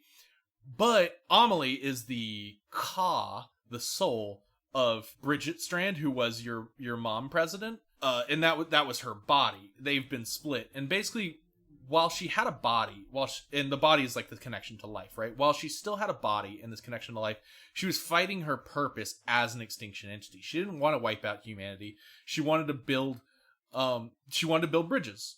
But then when her body died, it seems like her instinct kind of took over, and now her soul is just kind of moving towards mass extinction. And she ends up sort of begging Sam to like stop her. She doesn't want to erase all of humanity, but she doesn't have a choice anymore because she's not connected to life anymore. She is now an entity of death, and Sam, as her last remaining connection to life, has to be there to prevent the last stranding and the full extinction of humanity. Amelie has employed people like Higgs, who is trying to actively bring on the extinction, and Clifford Unger, who we'll talk about in just a minute. So the couple things is the way they frame Amelie for most of the game is Higgs is controlling Amelie and Amelie is a captor, but then you find out Amelie is controlling Higgs.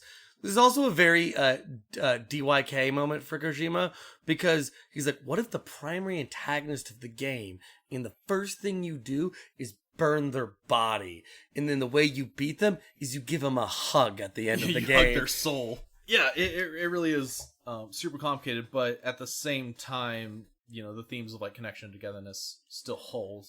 So kind of like the cause of everything is revealed in the last moments of the game, which they're using two different plots, intertwining plots.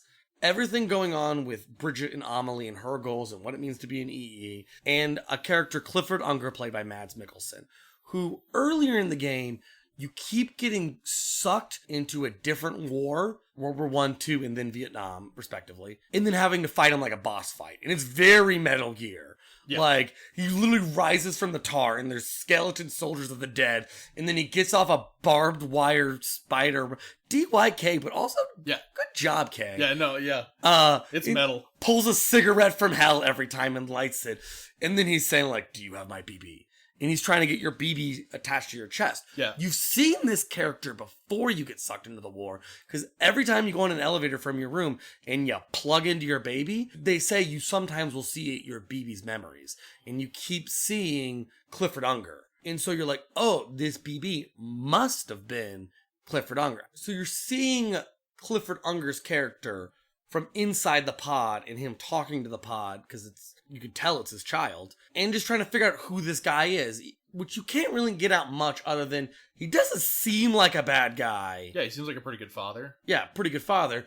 But then you're whisked away to this weird war beach where it's just nonstop warfare. And it's also really cool thematically with the game because it's so jarring. Like, so many games are like, you go around and you shoot people in war. Good portion of games. Yeah. But when you go from like serenely crossing a mountain to like beautiful music, or like reflecting on like kind of life and death in an existential sense, and then you go to the trench warfare of World War I, and you see like ghost planes crashing, and it looks horrific and it feels stressful, and you're like overwhelmed by the amount of stimuli almost, because there's explosions everywhere and all that kind of stuff. It really just makes you be like, oh yeah, war used to exist. Yeah, you kind of forget about it, but you're like, this is awful, and you want out of there as soon as possible. And one thing I like is like one of the first things that happens is you see a plane crash, and my first thought is like, damn, I wish we had planes for deliveries. Yeah. There's no planes in this world. Yeah, they can't have them because of the Cairo clouds. Yeah, because Cairo clouds. Yeah, I forgot about that. So what you find out about Clifford Unger after going through his wars, like the wars are his beach, and it's said like his suffering has transformed him into these hellscapes that you have to fight him through. And each time you beat him, you get a little closer. And by the end, you come to realize that he's not trying to get your BB. Sam was his baby. It turns out that's your father. Bridget, the president, was your adopted mother. And what you find out is through the little vignettes that you see when you plug into the baby, when you see the memories and when you talk to Cliff, you find out that basically his wife became a still mother, but he didn't really understand what was going on. He was lied to by the president and by who will become Die Hardman, and he wants to get his baby out. Like, he wants to take his baby and escape, and he thought he was saving his life, but instead they were trying to utilize him. They were trying to utilize the baby for science. And Die Hardman helps him, because Die Hardman used to be a soldier who worked under him. And it's an interesting thing, because that kind of, like, Die Hardman doesn't have a ton of really character-building scenes, but it's kind of interesting where he's like, look, I'm loyal to you. You pulled my ass out of the jackpot, like, thousands of times. Yeah. But I serve the president now. I swore an oath. And it's just kind of like, you don't see, like, in this new society we're building, there isn't this sort of kind of like, your loyalty is divided like it is in war in the previous countries. And, you know, it just poses interesting questions on what it means to have connections. Yeah. To someone who saved your life, or someone that basically, like you said, cool, I'll take this job. Patriotism job, though. Yeah. Well, that's sort of the theme behind it, is like the government that used to exist, because this happens before the Death Stranding.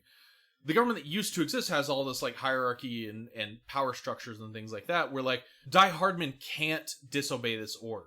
And so, sorry, to put this in perspective, Cliff tries to run out of the hospital with his baby, and he gets caught, and he ggets essentially gunned down, and he ends up back in the same room, just clutching his baby to his chest. And Die Hardman is put in a position where he has to pull the trigger. He's being ordered by the president to pull the trigger on Cliff, who used to be his captain, who saved his life, who gives him the name Die Hardman. You know, eventually, he does get shot. Like Die Hardman pulls the trigger on him and on his baby. Actually, Bridget grabs his hand and pulls the trigger. Yeah. So with using his hand. Yeah. So, but he feels responsible for it at the same time. And it's this idea that like this like massive governmental overreach. They lied to this man. They basically killed his wife and stole his baby and then murdered him just so they could do their science experiments.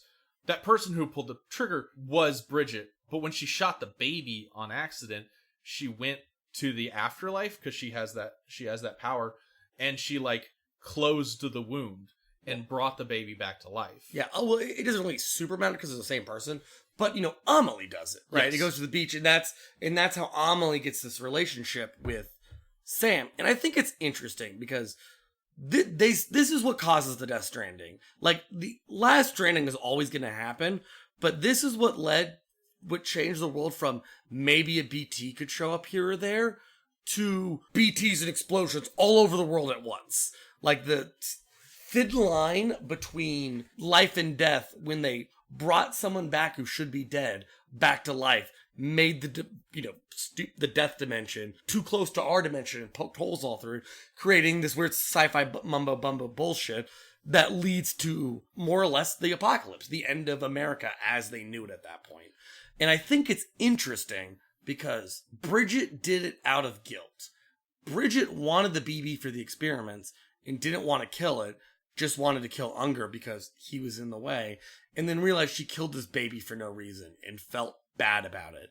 And so going against her very nature of the end of all things saves one life and then makes the world even way worse off than it was. Yeah, because it's against her nature. She thinks of it as like a cosmic karma that comes to her, because she's not supposed to save people, she's supposed to destroy them. And I think that's why she was so quick to kill Unger, but when she shot the baby, it triggered something in her. And this is juxtaposed with like Unger's own character. He talks about how he was just a soldier essentially up to the point that his wife got pregnant. He says, she got pregnant and I couldn't just run off and get myself killed anymore. I couldn't just go fight these pointless wars in pointless places just because, you know, I didn't see the value of my own life or the people around me. When I became a father, when I became connected, so concretely connected to my family, I became a human again. And that's why he's trying to get his baby out of there. And then in the same way, Amelie is like, just kill Unger, he's in the way. But then she shoots the baby, and it's kind of unclear why she feels the need to save it. It's not just to do their science thing. She just truly feels bad that she killed a person. She gave into her lesser instincts and did the cardinal sin of murder, the ultimate disconnection. And when she went back and fixed that, the universe was like, fuck that, and decided to sort of do a Death Stranding.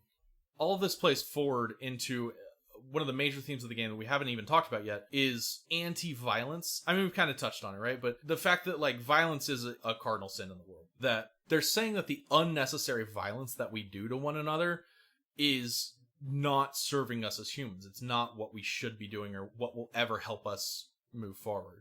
In the game, I don't mean to cut you off, but the game mechanically makes you feel it in a couple of unique ways. One, they give you a fuck ton of guns, and I never built them ever. Early in the game, you get a bola gun that shoots a bola that ties people up, and you can like knock them unconscious if you want to. That's the only gun I ever used, and I would use one maybe once in a while to get materials from terrorists to build roads. Yeah. Which again, Jesus Christ, Kojima, it's a weird game. But, you know, they give you handguns and assault rifles, and yeah, you use that stuff in the war place with Unger. I did use the weapons there, but they're there and they're scattered and it's a part of it. If you're playing the game for the first time, you have no idea an Unger scene's gonna happen, because it just sucks you through the sky into it. Yeah. After whatever the last thing you did, and you're like, fuck, I'm here now. I guess, yeah, they happen to are there assault rifles? Let me go find them. And they give you all these weapons, and you just don't make them. You can't use them, because if you kill people, like, at best, it's gonna be a huge hassle. Yeah. Because you gotta take their body to the incinerator, and like, when you get to the main area of the game, you don't even know where an incinerator is, and it's nowhere near where you're going. Yeah. So, like, if you kill someone, you have, at the very least, a massive problem to deal with. So much so that, like, killing is not just discouraged, it is straight up frowned upon. Like, do not do it in this game. I never killed anyone in 2 playthroughs until right when I got the platinum trophy, and I was like, okay, let's do the things I haven't done yet. Yeah. Never killed someone. I played this game 3 times, and I've never killed anybody, except for, like, experimenting for game mechanics. I've never, in my playthrough, been like, wow, I should craft a gun that does real damage. Like, no. And then when you fight BTs, you do commit violence against BTs. It's not really the same thing, even though it's like mechanically the same as shooting. But at the same time, you have to shoot blood at them. You have to shoot your blood, and that hurts you. And right? see, I never even used that on my playthrough. I never really attacked BTs except for cutting their umbilical cord. Yeah. And when you cut their umbilical cord, there's little chiral hands that come out of the ground that are like a resource, but they're like a weird gold hand because they have a lot of cool art designs. But that will come out of the ground, and then it will say, the BT gave you a like. Yeah, they literally move on when you cut their umbilical. Yeah, It's like they're being tethered to this world against their will. Yeah, you don't feel like you're doing violence. You're like helping this thing move on. Yeah, exactly. And I also like the fact that, like, when you do have to do violence, you do it with like blood bullets that hurt you back, right? The act of having to do violence, being forced to do that, physically hurts you in the game. Yeah. It's something you want to avoid. And on top of it, the game has combat, but it's not hard ever. Like, if you go to a mule camp where they take your packages, you're pretty much good with a pair of fists to take everyone out. Yeah, you can probably just punch them. And it's not super engaging, but like, I think that's because they don't want you to go around just beating people up all the time. Yeah. They don't want you to think this is the fun part. You know what I mean? And when the game first starts, they kind of encourage, like, you can sneak around. Here's all these sneaking options, you know? And you try for a bit, and then someone catches you. Yeah.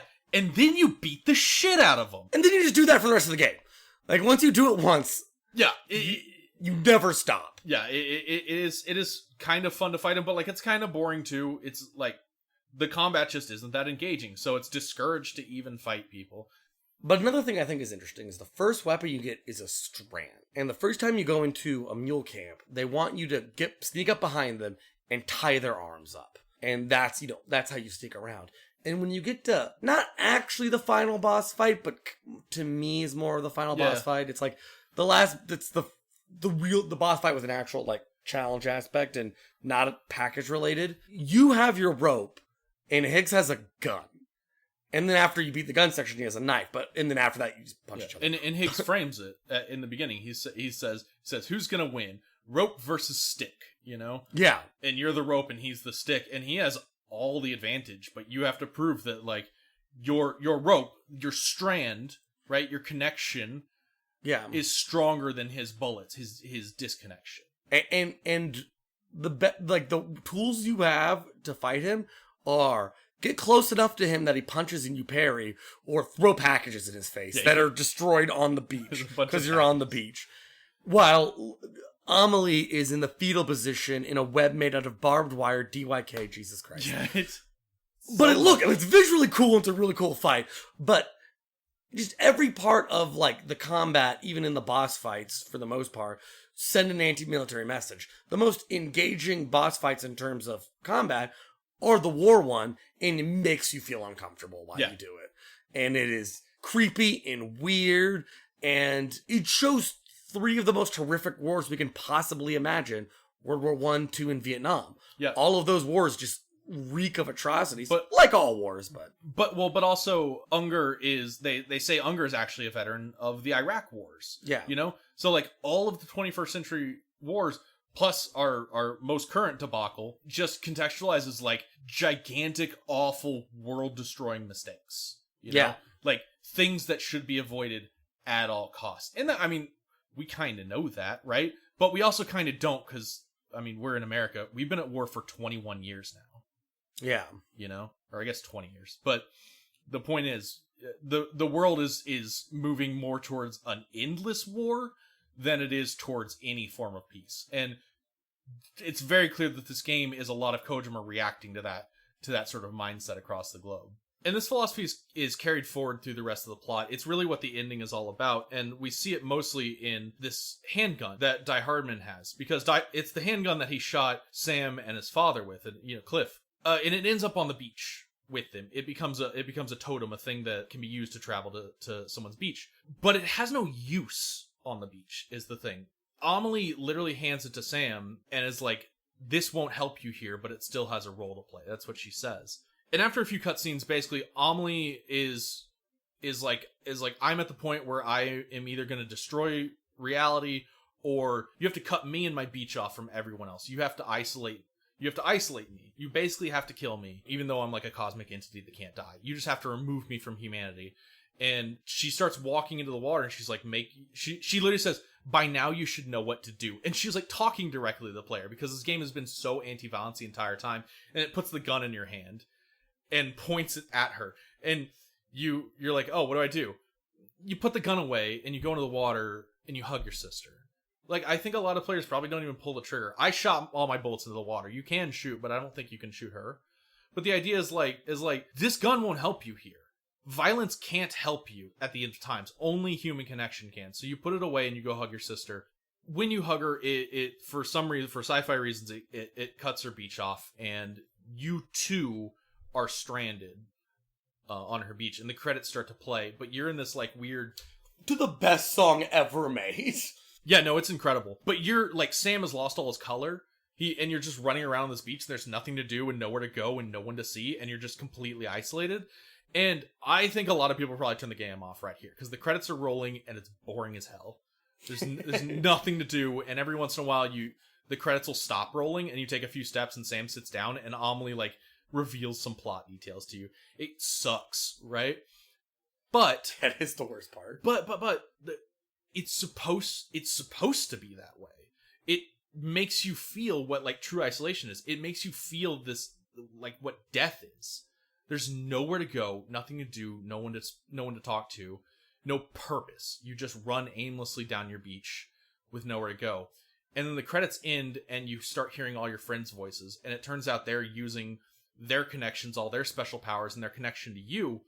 Well, Sam finally, the credits end, Sam like kneels on the beach and he's like, I don't have anything left, and he puts the gun to his head and he pulls the trigger and nothing happens. And then you start hearing all your friends' voices and they're like, oh, I see him. There he is. I can get to him. And basically your friends use their abilities to like pull you back from Amelie's beach. And it was you pulling the trigger on this gun that has become a totem that helps them find you.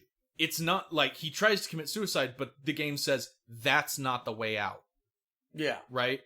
You can't, like, suicide cannot help you here. This gun, any form of violence, cannot help you here. only your friends can, only your connections can, right? And they pull you out from death, and then, the end of the game happens. Now, there is a serious problem with this ending in the sense that it is unfathomably long. Yeah. It takes, once you cross the Tar Ocean to get to Cali, it's like over 4 hours at least. I would say it's 4 to 7 hours of pretty minimal gameplay. It's like boss fight, cutscene, boss fight, little bit of gameplay, boss fight, cutscene, boss fight. If you take it somewhat slow, and, I took a break this time between it, I feel like all the stuff really does think in. There's a couple of little parts where you're like, why am I fighting a giant whale in my second straight Kojima game? What is your whale thing, Kojima? DYK! But there's a Higgs fight, and it's super interesting and good. Edge Knot, you fight a giant fucking BT, and it's not a hard fight, but it's just metal, and there's Higgs and Amelie stuck in parts of its chest. And everything is evocative and interesting. And then I think after you escape this beach section, which I do think has really good themes, even though parts of it are like boring and long, the ending after that is just fucking incredible. So even though credits rolled, you still have a mission left, and you still have a ton of closing up loose ends. So they pull you back in the beach, and you kind of have this, what I think is a pretty common thing in Japanese games and animes, where it's just like, we're all the friends who did it together. Yeah. We did it through the power of friendship. But like, it actually feels really good, because even though like Fragile's not that great of a character, and Lochna kind of doesn't exist. Lochna absorbed Mama like she's Piccolo and Nails. and I do like Deadman and stuff. When they're all together, and Hartman too. I'm just gonna say all their names for no reason. Sure. When they're all together, you do kind of feel like this accomplishment. But there's one character, Die Hardman, who, for honestly more than half the game, they're like, I don't know if we should trust him. Like, Guillaume de Tora puts you in a shower with him so he can say secret message to you because you can't trust Die Hardman. And then you actually like have, I think, one of the best scenes at the end of the game when you talk to Die Hardman. Yeah, so Die Hardman takes on the presidency, and Die Hardman wears the skull mask that previously Bridget was wearing, and a lot of people wear masks in this game, and masks just represent lies. It's people are hiding things. If you're wearing a mask in this game, it's because you're a liar. And Die Hardman's been lying to you the whole game. He was the one that killed your father, and he knows all the secrets, and he's changed his name. He used to be John McClane, if you can believe it. But now he's Die Hardman, I know. But now he's President Die Hardman, and he meets Sam out in the hallway, and Sam isn't going to talk to him, but Die Hardman stops him, and he's like, look, you met Clifford and all that, you know what happened. And he starts going into this long sort of monologue where he talks about his relationship with Cliff, and he starts sobbing in front of you, and he's like, that man saved my life, and I killed him. Yeah, he's like dumping all of his guilt onto Sam. He literally is falling to his knees and crying at your feet, and is like, I know you can't forgive me, and I don't think I deserve forgiveness. And at this point, he's taken his mask off, and he's just crying and admitting his sins. And he's like, I made these bad decisions, and now I'm president. Now I have all this responsibility to these people. I mean, he's not saying this anymore, but it's this idea of like, I don't even know if I'm good enough. I don't know if I deserve anything, if I deserve forgiveness or to be in the position that I'm in. And Sam unflinchingly takes that revolver that was Die Hardman's, that started this whole thing, and he puts it in his hands, and he says, this won't help you here. Those were her words. And he walks away.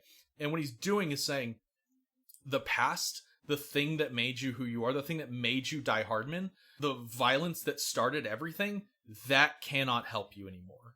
You cannot continue to be John McClane or Die Hardman. You have to be the president of the UCA. You have to be something new. A person who builds connections. This gun won't help you anymore.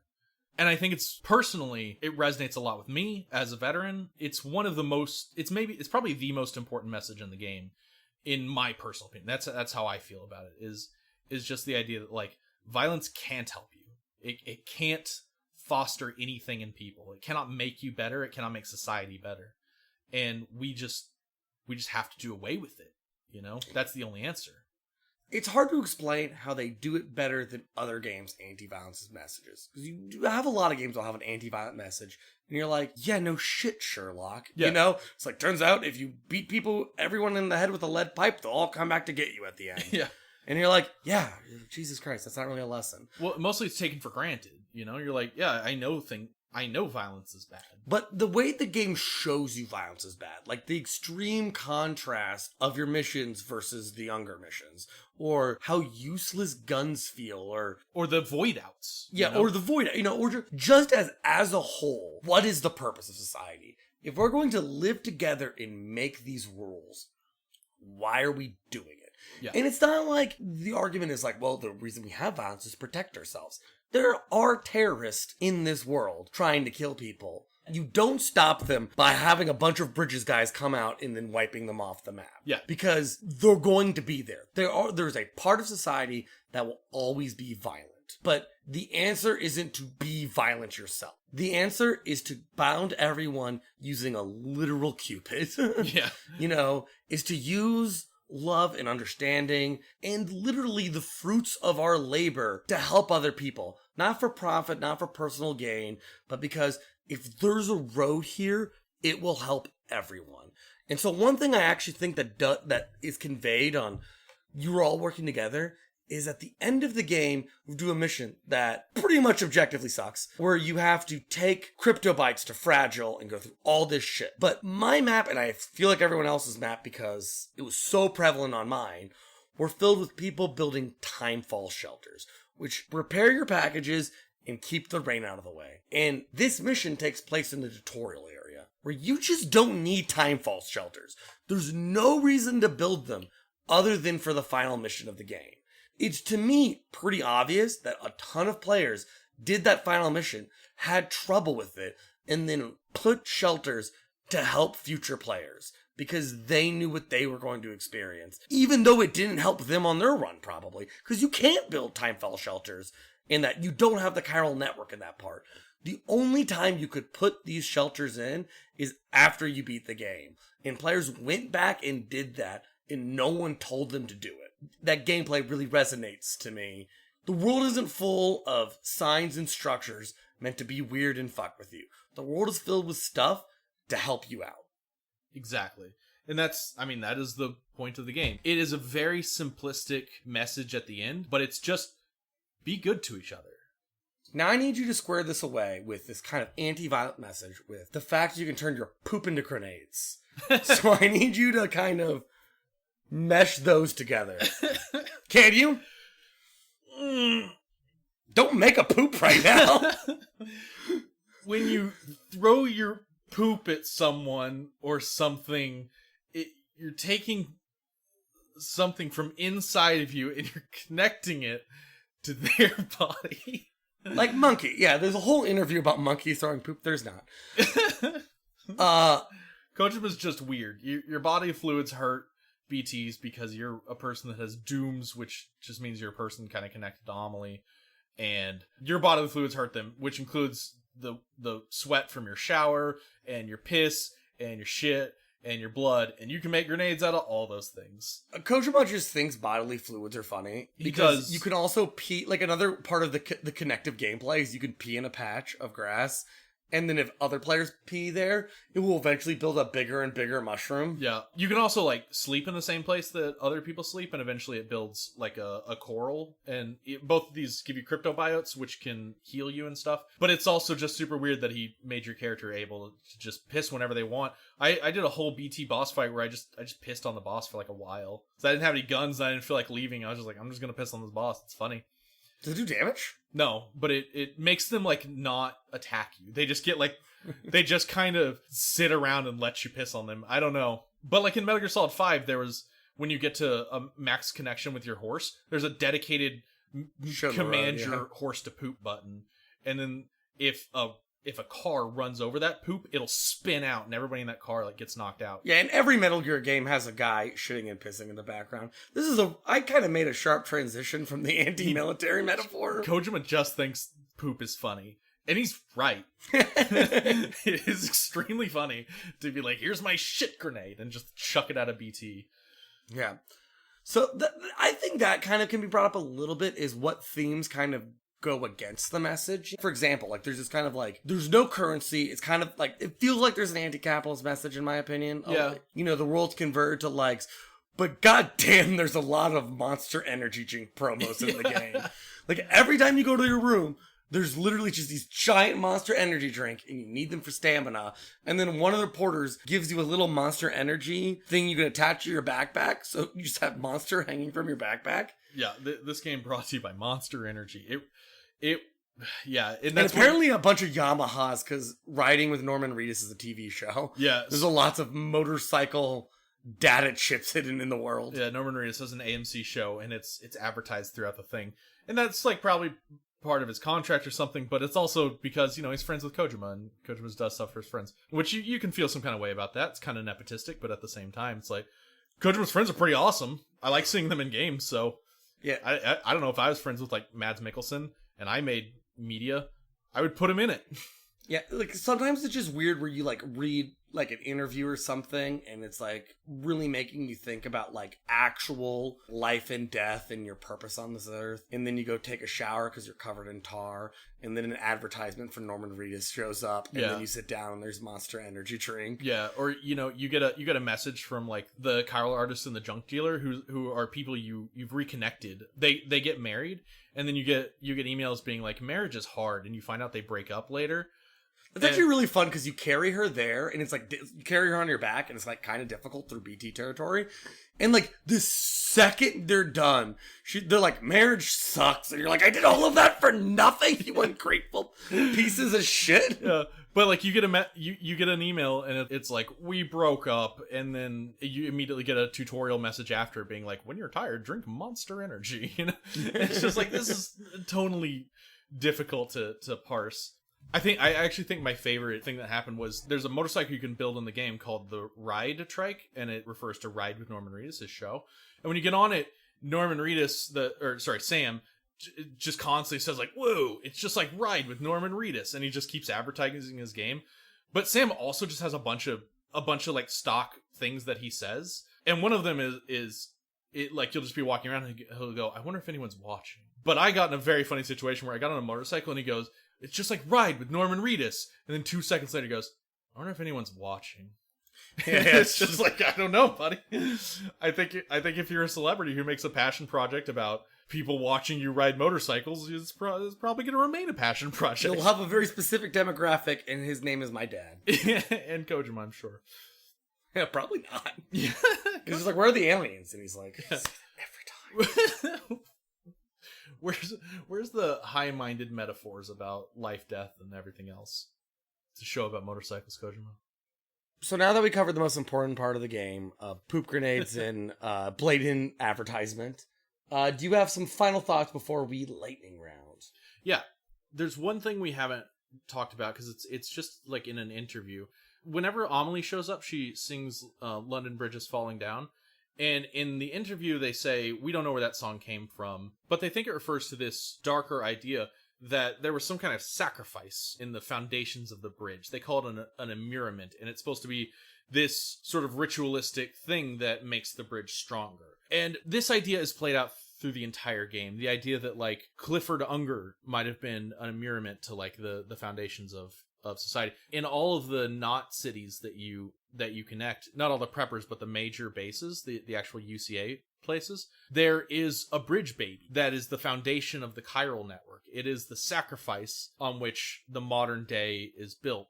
It's this idea that simply saying, let's all be connected, let's all, hug one another right now, is not enough. That there's blood in the foundations. And you can read that a lot of different ways. Because in a lot of ways, like, Sam, as he treks across this wasteland, he bleeds and he suffers so that the UCA can be built.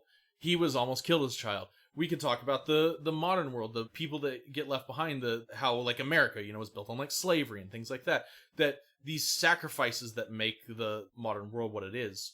And it's the fact that this idea that the world is built on sacrifice is embodied in someone like Amelie or Higgs shows that this game doesn't think that is necessarily the way to do things. It's the way that things have been done, but the future must be different. That we can't have blood in our foundations anymore. We rebuild in a better way. We kind of see this in like Last of Us as well. The idea of like, well, what does it mean to be the last person? If you're the last human on Earth, what do you do? Because everything you do now defines what being human is. And the same thing is being said here in Death Stranding, that everything this new society they're building does defines now what humanity is. there's no longer going to be blood in the foundations of it. And I think this game's message of anti-military, anti-violence, anti-establishment, anti-disconnection is extremely important, and only a person like Kojima in the gaming community could make something like this, or could gather the funding for something like this. It's really a once in a lifetime game. You don't have to love it. I don't love every part of Death Stranding, but it's something that people should play, that people should experience and think about, because it's got a message that we don't see in a medium that is soaked in blood in many ways. I think the function of a lot of these messages works well with kind of a reality that people can't deny anymore. Is we just lived in like a pretty fucked up society. Like you look at any of the media now, it's just kind of about how everything is just bleak and the future doesn't seem great. And that's why I really like a small theme that runs out through some of the text-based interviews about what if the Death Stranding was evolutionarily advantageous? What if like kind of destroying the society as it was actually what was best for the society? And that begs the question, well, if you strip down everything we had and you work from scratch, what would be the ideal? And I think that's a question worthy of asking. I do agree that, the anti-military stuff and that, is really good, powerful themes. But I think to me, the theme that speaks the most to me is what is the platonic good notion of a good society? Yeah. What would it look like? And how could we possibly achieve that? And that's a really heavy question. And I think the game asks a lot of really heavy questions, but it also kind of ends on just such a moment of beauty. Because throughout the whole game, there's a lot of using imagery in different sorts of way to convey messages. Like, whenever the BTs show up and the timefall starts raining, there's an inverted rainbow, almost like a frowny face. And it's interesting because rainbows in this world portend to doom. And the first scene you have with Igor, when you're disposing the body that killed itself, he goes, "Fuck a rainbow." And at that point, you don't like that. It's just Kojima nonsense. But, quickly you learned not just that rainbows show up with timefall and death, but a whole bunch of other science mumbo jumbo that we can't get to that is all interesting. And at the end of the game, they tell you, we tried to fix it, but Blue, the BB strapped to your chest, doesn't work anymore, and you have to take it to the incinerator as not to risk everyone's life. And so the last mission you do is the same as the first mission you do, where you're taking a body, but this time it's just a baby strapped to your chest. Up to the incinerator, you put your mom. And you go over Igor's same ladders and the same ropes of the first person you've ever worked together with in the game. And then when you get there, they go over all the stuff we've already talked about, where you kind of find out that Unger was your dad, and kind of the whole plot of the game is kind of unveiled right there. But when you get there, he takes the baby out of the pod instead of incinerating it, and he puts his cufflink there instead and incinerates, his connection to the UCAA. It's kind of interesting choice to end Sam on. And he tries to make the baby wake up. And it's so tiny, and it looks so fragile in his hands, and it looks smaller than an actual baby because it's only 28 weeks old. And he just tries to wake it up, and it's Sam desperately, holding a baby close to him. Which is also interesting because he's had phobia the whole time and wouldn't let anyone touch him until the end of the game. But he's holding this baby, desperately trying to make the thing that he's most connected to this world wake up. Just as Unger, even in his death, was reaching out from literally his hell to get to touch Sam that is his baby. He's found his new BB to connect to. And Baby obviously wakes up because the game isn't monsters and doesn't make you burn a baby, which you wouldn't put past Kojima. No. And you see these little BT babies floating all around. And Sam walks outside and he's holding the baby who's now alive. And for the first time in the game, the rainbow's the right way. And it's just Sam looking into the future. And the future for the first time in the game is actually bright. Usually when I beat a game, I kind of feel this sense of like processing, and I'm like, wow, that's over. It's not always the highest, not always the lowest, but it's just kind of like a day of like reflection and processing. When I beat Death Stranding, the sun had just risen because I live nocturnally, and I walked outside at like 7 in the morning. And I walked to the front of my neighborhood and was just like, the world is fucking gorgeous. Like I had such an appreciation for everything around me. Like, it gave such a powerful feeling that I don't get from other media. Like, yeah, there's a lot of problems in the game that we'll probably cover in the lightning round. Gameplay, UI, accessibility options, weird front-loaded and back-loaded plots. But the ending of that game and some of the messages of the game have the most impact any video game is ever going to have with me. And I played this game before this cast, and then this is my second time playing it. And every time leading up to Death Stranding, I was just like, so excited to play Death Stranding. Yeah. Like, it feels so good, even though there's so many little frustrating things in the game. And sometimes when you're playing the game, you're like, I guess I've just been ziplining for 8 straight hours and, like, not really doing anything. But it engages you in an intellectual way that I think is really, really, really, really, really hard to do for games. Yeah. It puts you in a headspace that most people are reticent to be in, mostly because everything the game's talking about is pretty heavy. But you want to be there. You enjoy being in that headspace. You enjoy reflecting on everything from your body and soul to the existential threats that our actual world is facing to this day. It's a pretty good game in my book. You want to do a lightning round? Yeah, sure. So there's a line in this game that's become somewhat famous. You're on the beach at the end with Amelie, and Sam is trying to figure out what he's been doing. Amelie's saying, like, she's not real, that she can't be caught, and he's like, what, so I'm Mario and you're Princess Peach? And she's like, no, you're Mario and I'm Princess Beach. And then they run along the beach like Baywatch characters. And I've heard some people talk about this as, like, an interesting moment, a really bad line. I just think Kojima has a weird sense of humor and legitimately thought it was funny. It is funny. I laughed hysterically. It is hilarious in a way, but it's also, like, the cringiest thing. Okay, so I actually have some things to say about that. Yeah, please. Throughout the game, about 4 times they do little game metaphors, which Kojima loves, kind of like breaking the wall on the game stuff. Like, when they talk about how Sam can revive himself, Deadman's like, you're the only one who gets to content you. Yeah. And it's interesting because it kind of recontextualizes, like, a story thing to be more of like, we wanted a gameplay reason for you to exist, you know? Yeah. And then before you fight Higgs, he has a whole thing where he's like, final boss fight, no bullshit, no continues and all that stuff. Yeah. And so this one, which is like the last one in the game, after you ostensibly beat any part of the game that's going to be remotely a challenge. Like, after that, you hug Amelie, you carry a baby to incinerator. That's it. That's all that's really left in terms of pressing buttons. And you feel that. Like, you think that's the end of the game because you just fought Higgs and it felt like a final boss fight and he told you it would be a final boss fight. And you're like, okay, I think I'm done with this game. And then she says this ridiculous line that I like it because it's like the history of games. It's kind of interesting to think of it that way. But you're slow motion running on the beach and you're like, what is going on? And then she's like, 1 second, I have to climb over this hill. And you're like, what?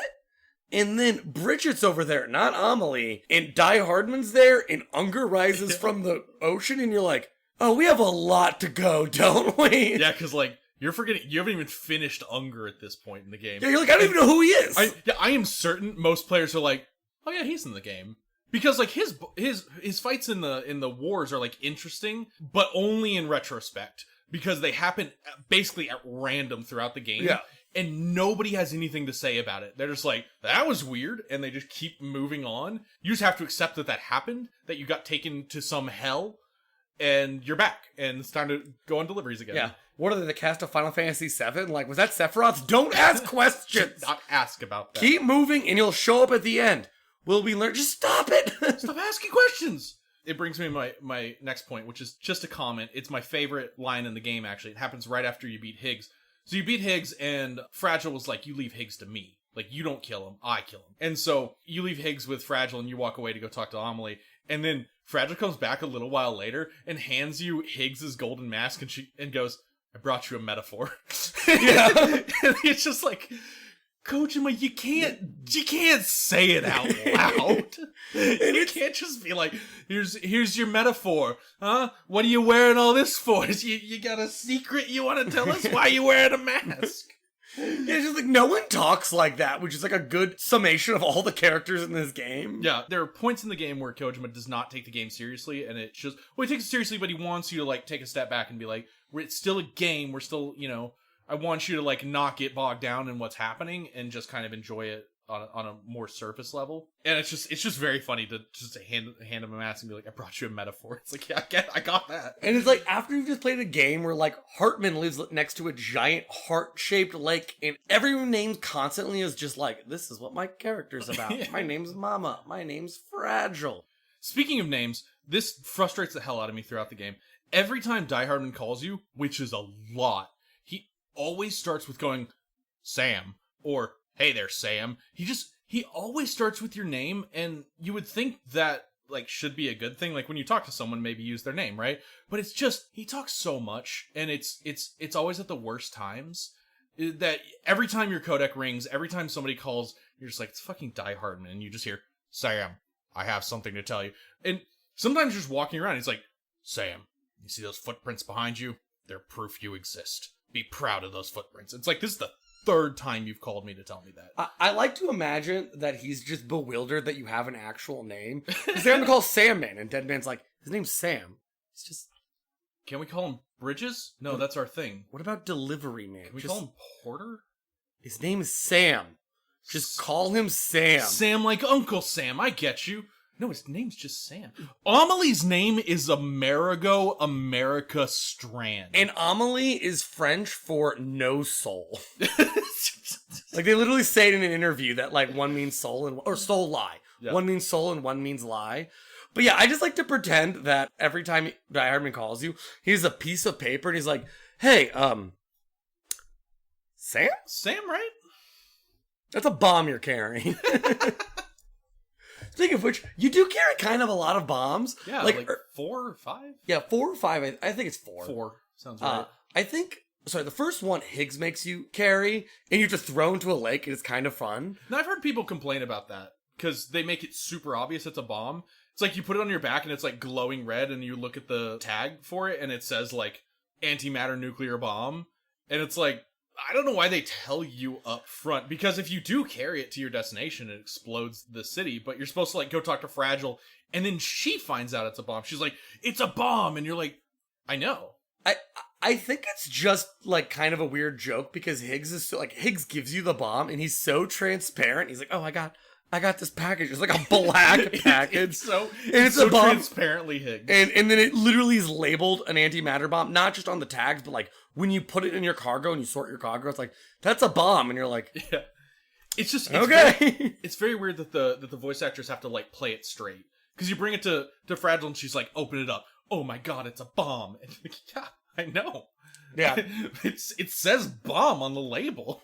Yeah, I love it because it's fun and silly, because like Higgs and like when you get like all these interviews with Higgs about like his like diary basically, and I like that he's kind of like, he kind of comes off more like a Tom and Jerry kind of thing, where he's just like, I tried to stop Sam, but he's immortal. Why are all my plans so bad? Yeah, he was headed to Mountain Knot. I painted a tunnel on the side of a mountain, and I thought he would walk into it and die. So this actually leads to one of my favorite little like side quests you can do. All throughout the game, there's this one prepper right next to the main city in the central area, which is Lake Knot, called Peter Inklet. And he keeps sending an email, and they all say urgent. And all of them are like tragic, where it's like, it's like my wife's birthday, and all she wants is pizza. Can you bring me pizza? But also, keep it flat. If you keep it flat, it'll fuck up the pizza. And also, make sure it's not cold. So they're like time deliveries where you have to keep a package flat. The only sort of delivery where that's the case. Yeah. And then later it's like, my dad is dying and his last wish is pizza. And they all get like more and more tragic. And they all ask you to bring pizza from objectively hard and faraway places. And they put more and more restrictions on it. The most egregious is there's this place called the Timefall Farm, where there's no roads leading to it. It's the bottom of a waterfall. And you're like, I can just zip line. But no, you have to carry champagne you can only hold in your hand. Yeah, you can't put the champagne on your back. You have to carry it in your hands. A thing you can do, but it means you can't use zip lines or vehicles or anything like that. You have to walk. And Peter Engler and the Timefall Farm are on opposite sides of the continent. Yeah, it's the northernmost and the southernmost part of the map. Yeah, it's absurd. And then you have to carry it, and then it gets the most extreme is you just go to Edge Knot City, and you come back, and Amelie's disappeared, and you fought a giant BT, and now Chiral clouds are everywhere, and you get an email from the first prepper, the highest peak in the game, is where he wants his fucking pizza delivered from. So why it's torrentially downpouring timefall, you have to like go all the way up to the first prepper and take this pizza down. And then when you take the pizza down to Peter England for the final time, he finally lets you in to his home. And it's fucking Higgs! He's just Higgs the whole time, demanding pizza. And, like, his wall looks like fucking Charlie from Always Sunny with all these, like, lines and conspiracy shit all over the wall. And pizza is everywhere. And, like, all the messages on the wall are like, Amelie, my angel of death. Or, cold pizzas for dogs. Hot pizza for life. You're just like, what is this guy? And it's just like... And it's cool because Peter England is the last place you can connect to the UCA. So like, once you do that final mission, it connects to the UCA. But you probably never thought twice about it. Every time you go to Peter England, it's the places where it's raining the hardest. It's full of chiralium all around his house. You're like, oh, of course it is. It's Higgs. Yeah. And like, Higgs has been following you. He's like, yeah, he's just right there next to the main city, just fucking with your day all the time, demanding pizza through email every once in a while. And like, it's just a cool addition to this villain. Yeah, and that's where you get, like, all of his memory chips, right? Earlier in the game, around, like, Thousand and, like, abandoned freeways, you can find, like, random memory chips that are a random person's diary, but it cannot be more clearly Higgs. Yeah. And when you read them, it's a Higgs when he's still good. And you hear a lot of people talk about Higgs, where it's like, he used to be a porter, he used to be, like, one of us, and then he just went crazy and turned into a terrorist. And in those messages, you can hear him talking about Fragile, and it's actually just interesting looking at the world. Like, I showed one to Ross I really like, where he talks about one of the random porters that he used to work with. He just looks up in the mountain and just sees a void out, and he knows it's his friend. It kind of reinforces the scale and severity of everything in the world. And then when you get the final memory chips at Delivering Last Pizza, all of them are just like, and then I'm gonna stop Sam tomorrow. Like, he's like Pinky in the Brain. Yeah, it really like the same thing we'll do every night. Try to stop Sam from delivering. But I do find that interesting because the way they characterize Higgs is just like kind of a normal person. And we talked about this way earlier, but everyone in this game, not just the preppers, is just trying to deal with the Death Stranding, just trying to cope with a world they don't understand anymore, a world they're wholly disconnected from.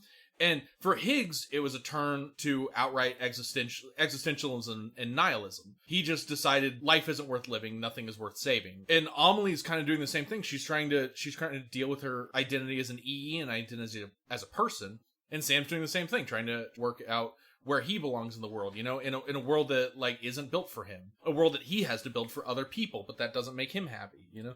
It's just interesting that like that theme isn't just something you see in preppers. It isn't just something you get out of interviews and emails. It's something you see in every single person in the game. Mm-hmm. Everyone here is just trying to make sense of their world, all the way down to like Die Hardman crying at your feet as the president. It's this idea that like even the president, even this powerful person who was kind of your enemy for a while, is just trying to fucking deal.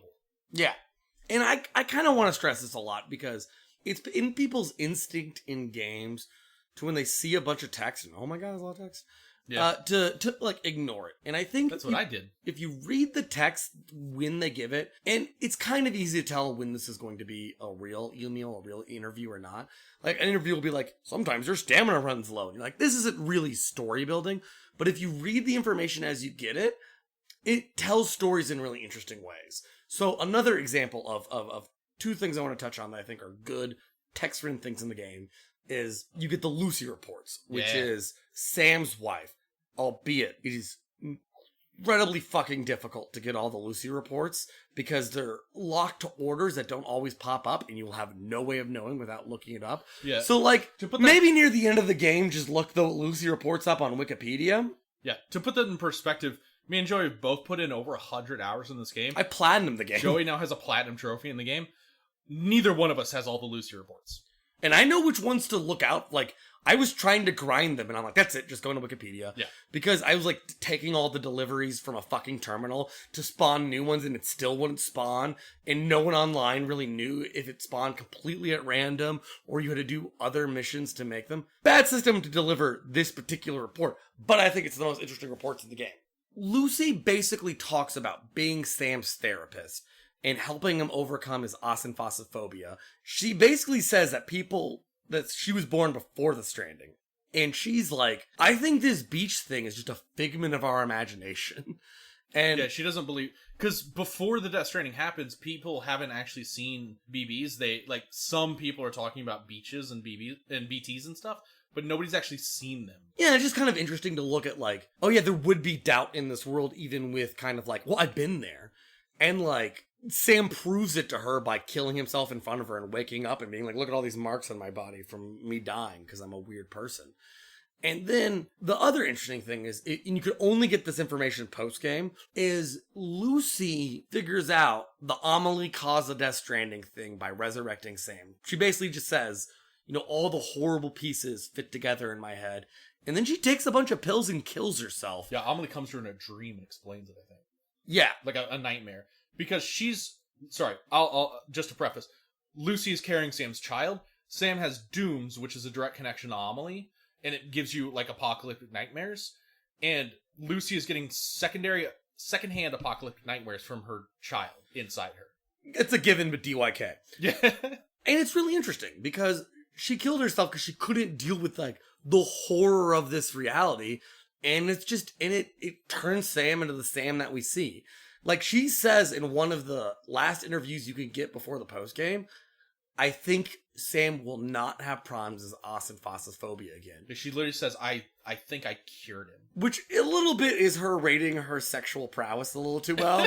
It was like, because it's right after they have sex, she's like, I think I fixed his asymphosophobia. Which is the most, he's got no problem with my connections. The cockiest therapist sex call I could ever imagine. Don't worry, she very professionally quits her job after. Like Harley Quinn. Jeez. What I find interesting also about this is the fact that Sam wasn't there. He was out doing porter stuff. Yeah. And it actually mirrors what Cliff was talking about at the end. Cliff is like, oh, I can't just go off to war and get myself killed anymore. I have a son I have a baby on the way. And Sam's connection to his therapist and his child wasn't strong enough, so he was gone, when she needed him. And it was like Sam carries that weight throughout the whole game. He doesn't ever talk about it, but it's the reason he's so disconnected from people now is because he wasn't there when he needed to be. He was out doing something else, maybe he was doing porter stuff. I don't really know, but she needed him and he wasn't there and he feels like a failure. And that's really the message of the game. When people die alone and sad, it is a failure of the people around them. Yeah, and it's just also interesting because we said all Sam ever says about Lucy. He basically just tells Hartman, yeah, I lost my wife and child. Yeah. And he never ever talks about it. All you can find about it is in the interview. And it's like, yeah, it would make sense that character can never open up about it. Yeah. So one thing, we didn't talk a lot about dooms. Like, there's so many little, terminologies in the game that are mostly there to be thematic or metaphors, if you will. People whose dooms have chiral allergies, and I think other people have chiral allergies too. Yeah, it's not just people with dooms. It's just... But, everyone with dooms has a chiral allergy. Yes. But in the weeds of the science. Yeah, it's kind of unclear but they cry when close to chiral. Just tears stream down their cheeks. It's not an ugly cry. It's just, 2 tears around each cheek or whatever. Every time they introduce a character that they're immediately going to do a chapter about, you see a chiral cry. And I don't know why, other than just looks interesting. Yeah, I wasn't sure, but every character is introduced for their chapter crying. Yeah. To some degree. I mean, they're not sobbing, but there's just always tears running down their face. I don't know why. Yeah. It's just interesting. It just frames it. The one time it kind of stood out is Hartman does it when the first time, they do the Hartman chapter. But then he describes his wife and kids and he turns around and he's crying again. But this time you're like, oh, he's crying because he's talking about his wife and kids. Yeah, it's a legitimate cry. And it hits home, I think. Yeah, I think it hits home really well. And it's just a really minor thing in the game, but I think it I don't think it has to mean much to be, aesthetically interesting. Yeah. And you can speculate on it. I mean, every character, when you do a character's thing, you're going to learn about their backstory, and everybody kind of has a tragic backstory. So in their chapter, they start out crying because you're going to learn, the tragedy that made them who they are. Maybe the characters are just we live in a sad world. We've lived sad lives. Yeah, and everyone kind of struggles alone. Yeah. Until connections are made. Yeah. Hartman is isolated in his little bunker. I'm kind of spitballing here. But Mama literally won't leave her fucking place. Yeah. Because she's taking care of that baby. and who gives a shit about Fragile. Who? Greg, sorry. But you can at least kind of evoke an emotion. So I'll ask you about another thing in the game that kind of has a symbolism thing, and tell me if it evokes anything inside of you. Okay. Dream catchers. No. Keypoos. No. Cool. They talk about it a lot. Sam has a dream catcher. She has a Keypoo. It kind of has that chiral thing where they're like, they both have necklaces. They're similar, but they're different. And they kind of have purposes, but they're... I don't know what the fuck. They call them totems, right? And what they are is they represent connection. So, like, Sam's Dreamcatcher was made by Amelie, and through it, they have a connection. It's the reason he can go to her beach, you know? Like, I'm pretty sure it's just, like, rope is involved. Yeah, don't know why she has a Keypoo. I mean, originally, Keypoo was used by, like, the Aztecs or somebody, and it was an accounting system. It was literally knots and a rope, and it was used for, like, accounting. In this case, it's just a chiral necklace that she wears. But, you know, it's all thematic. The gun itself is a totem and stuff like that, but... Like, why those specifically? I mean... They explain it in interviews, and they're like, those are the interviews I'm like, I don't Sam's care. ruled by, like, nightmares and stuff. Dreamcatcher makes some thematic sense. Yeah, it just didn't help a lot, it seems. It doesn't do anything. I don't know. In fact, the Keypoo was... When the first images were released for the game, it showed Amelie wearing her Keypoo, and people actually decoded it. It was a coded message, and it, like... linked to it was the melody for some Low Roar song that had been written like a year before, and Low Roar is the band that plays like most frequently or is most well known for this game. They have like 20 songs in the game. Yeah, so like Kojima made a trailer that ended with an image with a coded message that linked to just the music, and it's like, I mean, it's the most Kojima thing I've ever heard. It really is. And then there's one more interview that I think is just like kind of interesting to think about that I want to mention that some people miss. There's a little scanner on your shoulder your babies connect to, and it scans the area and it shows you like where the packages could go, terrain stuff, and it's an interesting gameplay addition. And it shows you where the BTs are. The little it's hard to explain. It's like a weird satellite thing that spins in faces. It sends out pulses and shows you important information. But like the way the little antenna acts is a proxy for how the baby is feeling. You know, like when the baby is autoxemic, the thing goes limp and it goes in front of your field of vision when you're in first person mode. And like, for example, I noticed that there's a part where you go to the beach to fight Higgs. I super noticed my Order deck is missing because I hit R1 the whole fucking game just out of habit. I think it's a cool gameplay conceit. But there's one interview that explains why it's called an Order deck, because of course there is, because everything's named after something for some reason. Yeah. Everything's got two names and it's all Greek. And Hartman or Deadman send you an interview talking about how Sigmund Freud observed a behavior in a child where when a mom left, he would take a spool of thread and let the spool go underneath the couch. And because the kid didn't understand object permanence, it was gone. But he would pull the thread back, and then the object would come back, and it would give the kid a sense of control, and then be able to relate it to his mother, being like, oh, she didn't leave just randomly. Right, there's some reason or order to the universe for when things disappear. And they named the Order deck after that. And I don't really get the one-to-one connection between those two things, but sure as hell an interesting thing to think about, I think. Yeah, I can't say I get it either. I mean, I could speculate wildly, but I don't know if the significance matters. It's just, it illustrates like how much thought and attention Kojima puts into like every aspect of his games, maybe to a fault. You know, yeah.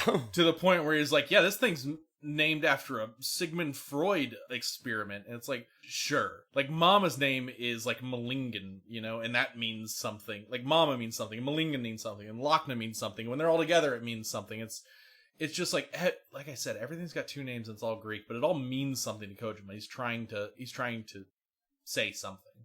This actually brings me to an interesting way of thinking about this game. Something I've struggled with is I think like the plot in general overshadows the message. Like, I think the amount of just sheer stuff that Kojima puts into the game really overshadows and confuses the themes of the game, right? Like, it's harder to recognize what the game is doing because you're like, what does Malingen mean? Why does he have a dream catcher? What the hell is an extinction entity? Where's Amelie? Is she alive? Is she dead? Is she on the beach? Was she Bridget? What's going on? You know? I feel like I mostly agree, except for it's more like, what is Amelie? Why is Amelie? Is this really Amelie again? What are you saying, Amelie? Why am I naked with Amelie again? Jesus Christ, Amelie! Yeah, I mean, Amelie's by far the worst, right? But, like, this whole game feels pretty convoluted and difficult to follow. You've got, like, it's cool when you bring everything together and when you spend as much time on it as we did, but that's way too much to ask for the average player. Most people aren't going to read the emails and the interviews and stuff. And so when Hartman is just sending you constant emails being like, Ammonites had umbilical cords, you're like, I don't know what that means. I'm just going to ignore it. And I think by turning people's brains off like that, they also stop thinking about the things you want them to think about in the game. Yeah. You know, this is my belief in the game, and it comes down to both plot and gameplay. I think the game should just be smaller. It should be like half the size it is. I don't really want a smaller map, because again, I love traversing the map, but stuff like zip lines, I don't want them. I want to walk. Strong disagree on that, but I understand the main point. Love zip lines. Stuff like cars. Cars suck in this game. They're all floaty and garbage. I also like those. I don't want... I mean, roads are interesting. I'm fine with roads. Cars could be better. Driving is just bad in this game, I think. You don't have to feel that way. But my point is, the game is so big and bloated in a way that, like, Kojima's trying to put every thought he's ever had about this into it. And while it's fascinating to look at, it's really hard to parse what is important versus what is just Kojima doing his thing. So I agree and disagree with a lot of that. So one thing I'll say with Kojima is, if you look at Metal Gear Solid 1, 2, and 3, which I all think are fucking fantastic, those were those tight experiences, where the games are ostensibly, the first time you play them, 10 to 20 hours, and then after that, like 10 hours with skipping some amount of dialogue, because, you know, Kojima's never not gonna have people talk a lot. And, you know, those worked, and those games were really deep, and every room was really smartly done, and, you know, there was a lot, like, it had tons of replay value. But I think with the Metal Gear 5, I don't want to talk about 4, because that game is just fucking weird. Yeah. And it actually has, like, no gameplay in that game. That game is just one long movie, basically. Actually, Metal Gear Solid 4 held the record for the longest cutscene in games. Until Death Stranding. Yeah, and it had the shortest gameplay of the Metal Gear series up to that point, if you actually took room to room. I think there's a push to games to kind of have this, I'm a college student, I bought a game for the summer, this is the game I'm gonna play. So Metal Gear Solid 5 had this thing where it's, you keep playing, you keep having missions. It takes a lot of hours to do, like, one complete file of Metal Gear Solid 5. I put 300 hours into my file to 100%. Yeah, and I think that was designed on purpose like that, and that's what they're doing with this game, because that's kind of what people have been looking for in games more, and that comes for better or worse. I really do enjoy, like, the length of this game at points when I'm doing kind of like side questy packages just to make preppers have a higher connection level. That's really fun. I'm not always 100% engaged in the game. I'll be, okay, I made these routes, I made these infrastructures to make my routes better. I'm gonna watch Community and play this game, and I find that like a valuable thing in games. It's similar to an RPG where I like to grind. This game has an element where you can just kind of shut your brain off and play for a bit, but also you can do the part of the game that makes you super use your brain and to be actively looking for all these little details and really listen to what they're saying. And so I think it's nice to have a game that kind of does both of those things, but because of that, it forces this backloading and front-loading thing. Because one thing I didn't like about Final Fantasy VII Remake, not to constantly talk about that. No, we can shit on it all day. Was I could never have that moment where I just fuck around and do nothing. Because I'd walk 2 steps and then someone would be like, "Hey, Cloud, good job." And you're like, I paused my fucking show and turned the volume up for that, and it would never have a moment where I could just do combat for a little bit, or in this game, just deliver stuff. So I think there's good value in that. And the cars are floaty and weird, but I enjoy it because just silly shit happens. Yeah. Like, you will just break physics sometimes, and like, it's just kind of a fun diversion from like what you're doing. Yeah. I don't want to make it seem like I think these things are necessarily bad. Much in the way that you pause with this person that wants to have like a long game that they play. That's me. This mysterious person who probably doesn't exist. As I've grown older and the more games I play, over time I've wanted my games to become shorter and tighter experiences where their messages are clear, and I don't have to grind for 30 hours just to, like, 100% something that's not really worth doing. That's fair, but that's kind of what AAAs are now. Yeah, that's what I'm saying, is, like, I think this game was built more from a AAA design, of being like, oh, it's a big open world thing. You can do whatever you want. Well, not whatever you want, but like you can play in this sandbox for a long time when it didn't need to have all that. And that would have made the plot tighter instead of being like, I definitely forgot about Unger by the last time he showed up, because it's been 20 hours since I saw him. But like I talked before outside of the cast about like a game called Spiritfarer. It's a little indie game that came out a couple years ago where you are the ferryman to the afterlife, and you have to like manage a bunch of spirits that come on your boat, and you do that through like feeding them the food they like and giving them hugs and things like that, and trying to finish their unfinished business. And some of them are good, and some of them are bad, and some of them are just unlikable. But you have to be there. You have to help them move on, no matter what that means. And it's a game with a very similar message to this. It's much shorter and much tighter. I don't think you feel that game in your bones in the same way that you do with Death Stranding. But at the same time, like, I appreciate that that's, like a 10-hour game instead of I spent 100 hours on this game, and I still don't think I fully understand everything that happened. And that's another thing with kind of analyzing games like this is like, but also all this stuff is optional. So like, What is the hours for this game if you only did the stories? I can't even guess. It's certainly not super long if you only do the story, but I think it's a little disingenuous to think like people don't seek the content or like don't have to, because I think you do. I think if it's there, it is expected that people are going to play it. Yeah, fair. So I don't think everybody's going to platinum this game. That's asking a bit much, but like people are going to do a lot of just. There's definitely going to be a lot of days for most players that are just spent doing deliveries and nothing else, and progressing no amount of story. And that's not necessarily bad. It's just not what I'm looking for in games. Yeah, anymore. I get that, but especially for me with a Kojima game, is you're just like, do I really want to move forward with whatever Amelie has to say? I'm gonna keep delivering milk to the Mountaineer. Because I like him. I will say the plot turns me off from continuing it quite a bit. So I think a lot of the preppers like have like interesting and like, cool things to say. But some of them are fucking weird. There's this guy, the novelist's son, and you're like, oh, he's like talking about books and stuff. Nope, just talks about gourds. For what reason? I don't know. And I've read all of the goddamn emails in this game. Yeah, he talks about gourds like they're some cosmic apotheosis that he's experiencing. Like, I can't believe everything in the world is gourds. And you're like, what are you talking about? He's just a weirdo. And there's also, like, once you get to Hartman, there's 3 preppers you have to connect. The geologist, paleontologist, and Evo-Devo biologist. It's just really weird that, like, all the scientists live in the mountains near nothing. Yeah, there's also roboticists in the mountain. Like, what are they doing?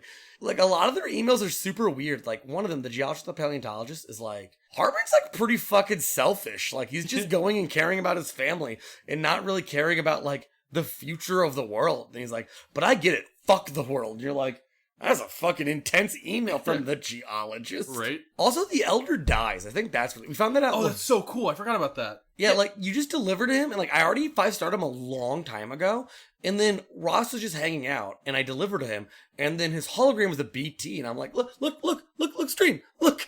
And then we're like, it's a BT, and then I get an email, and it says, like, farewell, old friend. And we're like, what? And then you get several emails about his death.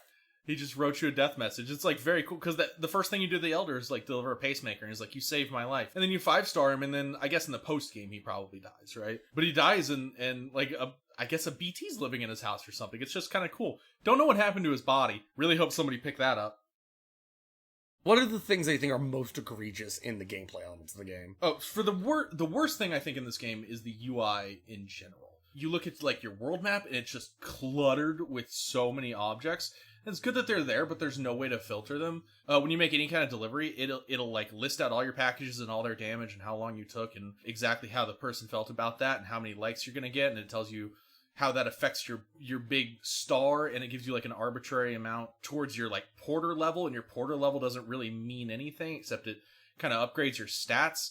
And when you're in combat, you have like a very tiny little health bar that you can't even read, and a tiny little stamina bar, and there's at least 5 different elements of that stamina bar. Like, at any given time, your maximum stamina is decreasing, your usable stamina is decreasing, active stamina you could be losing your active stamina. So there's like the stamina you can use, the stamina you can't use, the stamina that will never come back, the stamina that you're losing faster and will make you fall over. And that's just the stamina bar. There's at least 2 different health bars. Yeah, there's like blood and consciousness, and Yeah. they're overlaid over each other. Yeah, It's tiny as fuck. It's incredibly hard to read, and it's supposed to be minimalistic, but at the same time, it's like it's too small. The text in the game is too small. They did add a large text feature, but it doesn't really help a lot. And it's only on the main menu. It's not in the options. Yeah, menu. you have to go to the title screen, which most people never will past starting the game. Exactly. So you probably don't even know it exists. So for this game, like, I like this game a lot, but there's a couple things. I like playing it on the PS4 because I like the controller aspects. Yeah, there's a baby speaking through control that can be annoying, but it's also good the first time you play it, in my opinion. It's immersive. And the rocking the controller thing is nice, and the holding the shoulder pads thing is. But I almost would like to play it on PC because to play this game, I literally had to move my couch like 6 feet closer to my TV. Yeah. It is really which made living in my apartment difficult. But I play on a TV that's 2 feet from my face, and I don't necessarily have trouble reading anything, but there's so many things on the screen at one time. When you're delivering packages, when you're taking orders, when you're trying to set your cargo load and things like that. It's just, there's so much going on. Most of the time you just glaze your eyes over and you don't see anything that's happening. Like, the most I know about any cargo I'm taking is probably how much it weighs and whether or not it's time sensitive. And sometimes not even those things. Another thing is there's different inventory menus. There's like, you have your inventory, and you have the inventory in the nearest vehicle, and you have your private locker and your shared locker where you can give items to other players.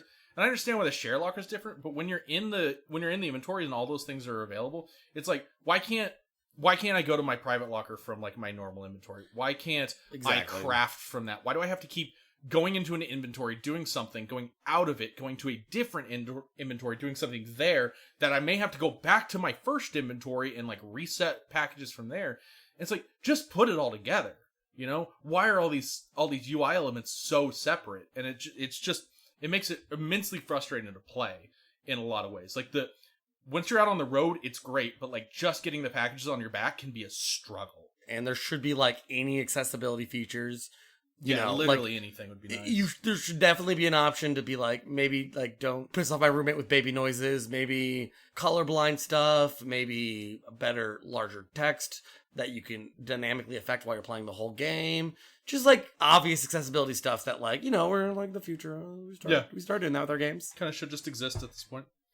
I don't think Ross is impressed by this as much as I am, but there is Conan O'Brien gives you an otter hood, and he says it turns you into an otter. And when you're in the water, your baby doesn't like it. But when you have the otter hood on, it doesn't get upset, because when you fall down a river, you're always on your back. Like an otter who has a little baby on its tummy. And it's like, that's how otters take care of their babies. That shit's so fucking cool. That is how otters work. And otters are... He's right, I'm not as impressed. Yeah, otters are cute, so... Yeah. Yeah, I knew you wouldn't let me say otter. Otter, if I told you before. You're gonna cut it in editing, aren't you? I know. The last thing I want to say is there's parts of this game that sometimes you're like, that doesn't seem to fit, but does it not fit because they wanted to do that? Or did they do that because they were trying to be more like a more normal and accessible game? In a non-violent game about delivering packages, there's a weird amount of boss fights. And I guess they're not all bad, but like, you always have to fight these BT Cthulhu monsters. And you're just throwing your blood at them, and it's really easy. And like, you fight Unger, which is kind of fun, but it's also like bad. Like, the environments are good, but like, it's not particularly exciting gun mechanics. But there's one boss fight that I think has that, we mentioned already, but it has that unique Metal Gear that they did really creatively, which we already talked about, where you fight Higgs. And after you beat Higgs, they do, again, the thing they did in Metal Gear Solid 4, where it's like an old school fighter where you have health bars and you're just beating the shit out of each other. And it's more of an interactive cutscene than it is like a fight scene. And like, it literally like punches him and does like the slow motion thing where like his face gets all fucked up. And after you beat him in the tar, you drag him to the beach, and Fragile's like, he's mine. And Fragile's gonna like torture murder him. She doesn't, but yeah, it's implied that's what she's gonna do. And I guess you're kind of cool with that, because you just let her go. Yeah, and like, as Sam walks away, Higgs looks him right in the eye and says, "You owe me a pizza." You actually do. If you don't do all his pizza missions beforehand, he sends you a message being like, "Oh, you delivered all my pizzas except for the one that I really wanted." He literally sends you an email being like, you owe me a pizza." Yeah, you're the only one who deliver all the pizzas. It's the best part of the game. Yeah, I just forgot because the game's so fucking long. In fact, it takes so long, you might say it takes to the ends of time. If you catch my drift. We're doing Chrono Trigger next time. It's becoming difficult to transition into what game we're doing. Because they're related, but not that related. But also, this is probably a palate cleanser for people who are like, that was a weird fucking weird-ass game. Yeah. And now we're doing one of the all-time greatest game. In my opinion, at one point, my favorite game of all time, if not still. That's fair. It's many people's favorite game of all time. Or many people call it the best game of all time. Often the best RPG of all time. Chrono Trigger has quite a history. And we're going to try to examine why that is. So, we put a little Easter egg in for those of you who listen. We hid, I believe, 3 quotes from our original Final Fantasy VII podcast. If you find those quotes and add us, we will send you a copy of Detroit Become Human. Also, if you add us at boss4door, we will send you our copy of Detroit Become Human. I'll admit, it's a Spanish box, but that makes it like a collectible, right? So anyway, if you interact with me on Twitter in any way, I will send you a copy of Detroit Become Human. Only the first one. Yeah, we also have an email at bossdoorpodcast@gmail.com, so if you want to send us anything, feel free. Yeah, and if you send us hate mail, we'll probably read it because we're that desperate for engagement. I will be so excited if you send me hate mail. Like, if you disagree with everything I say and you're like, Death Stranding's the worst game I've ever played. How you're so dumb you think it's deep. Like, yeah, tell me. I'd love to know. I'd love to hear your shitty, stupid opinions. And if you title your email Talking Simulator in reference to our podcast, it's a pretty good joke. I like it. Yeah, but mostly because I wrote it first. So now you'd be lame if you used it. Yeah, if you use it now, I'll dox you. Anyway, thanks for listening.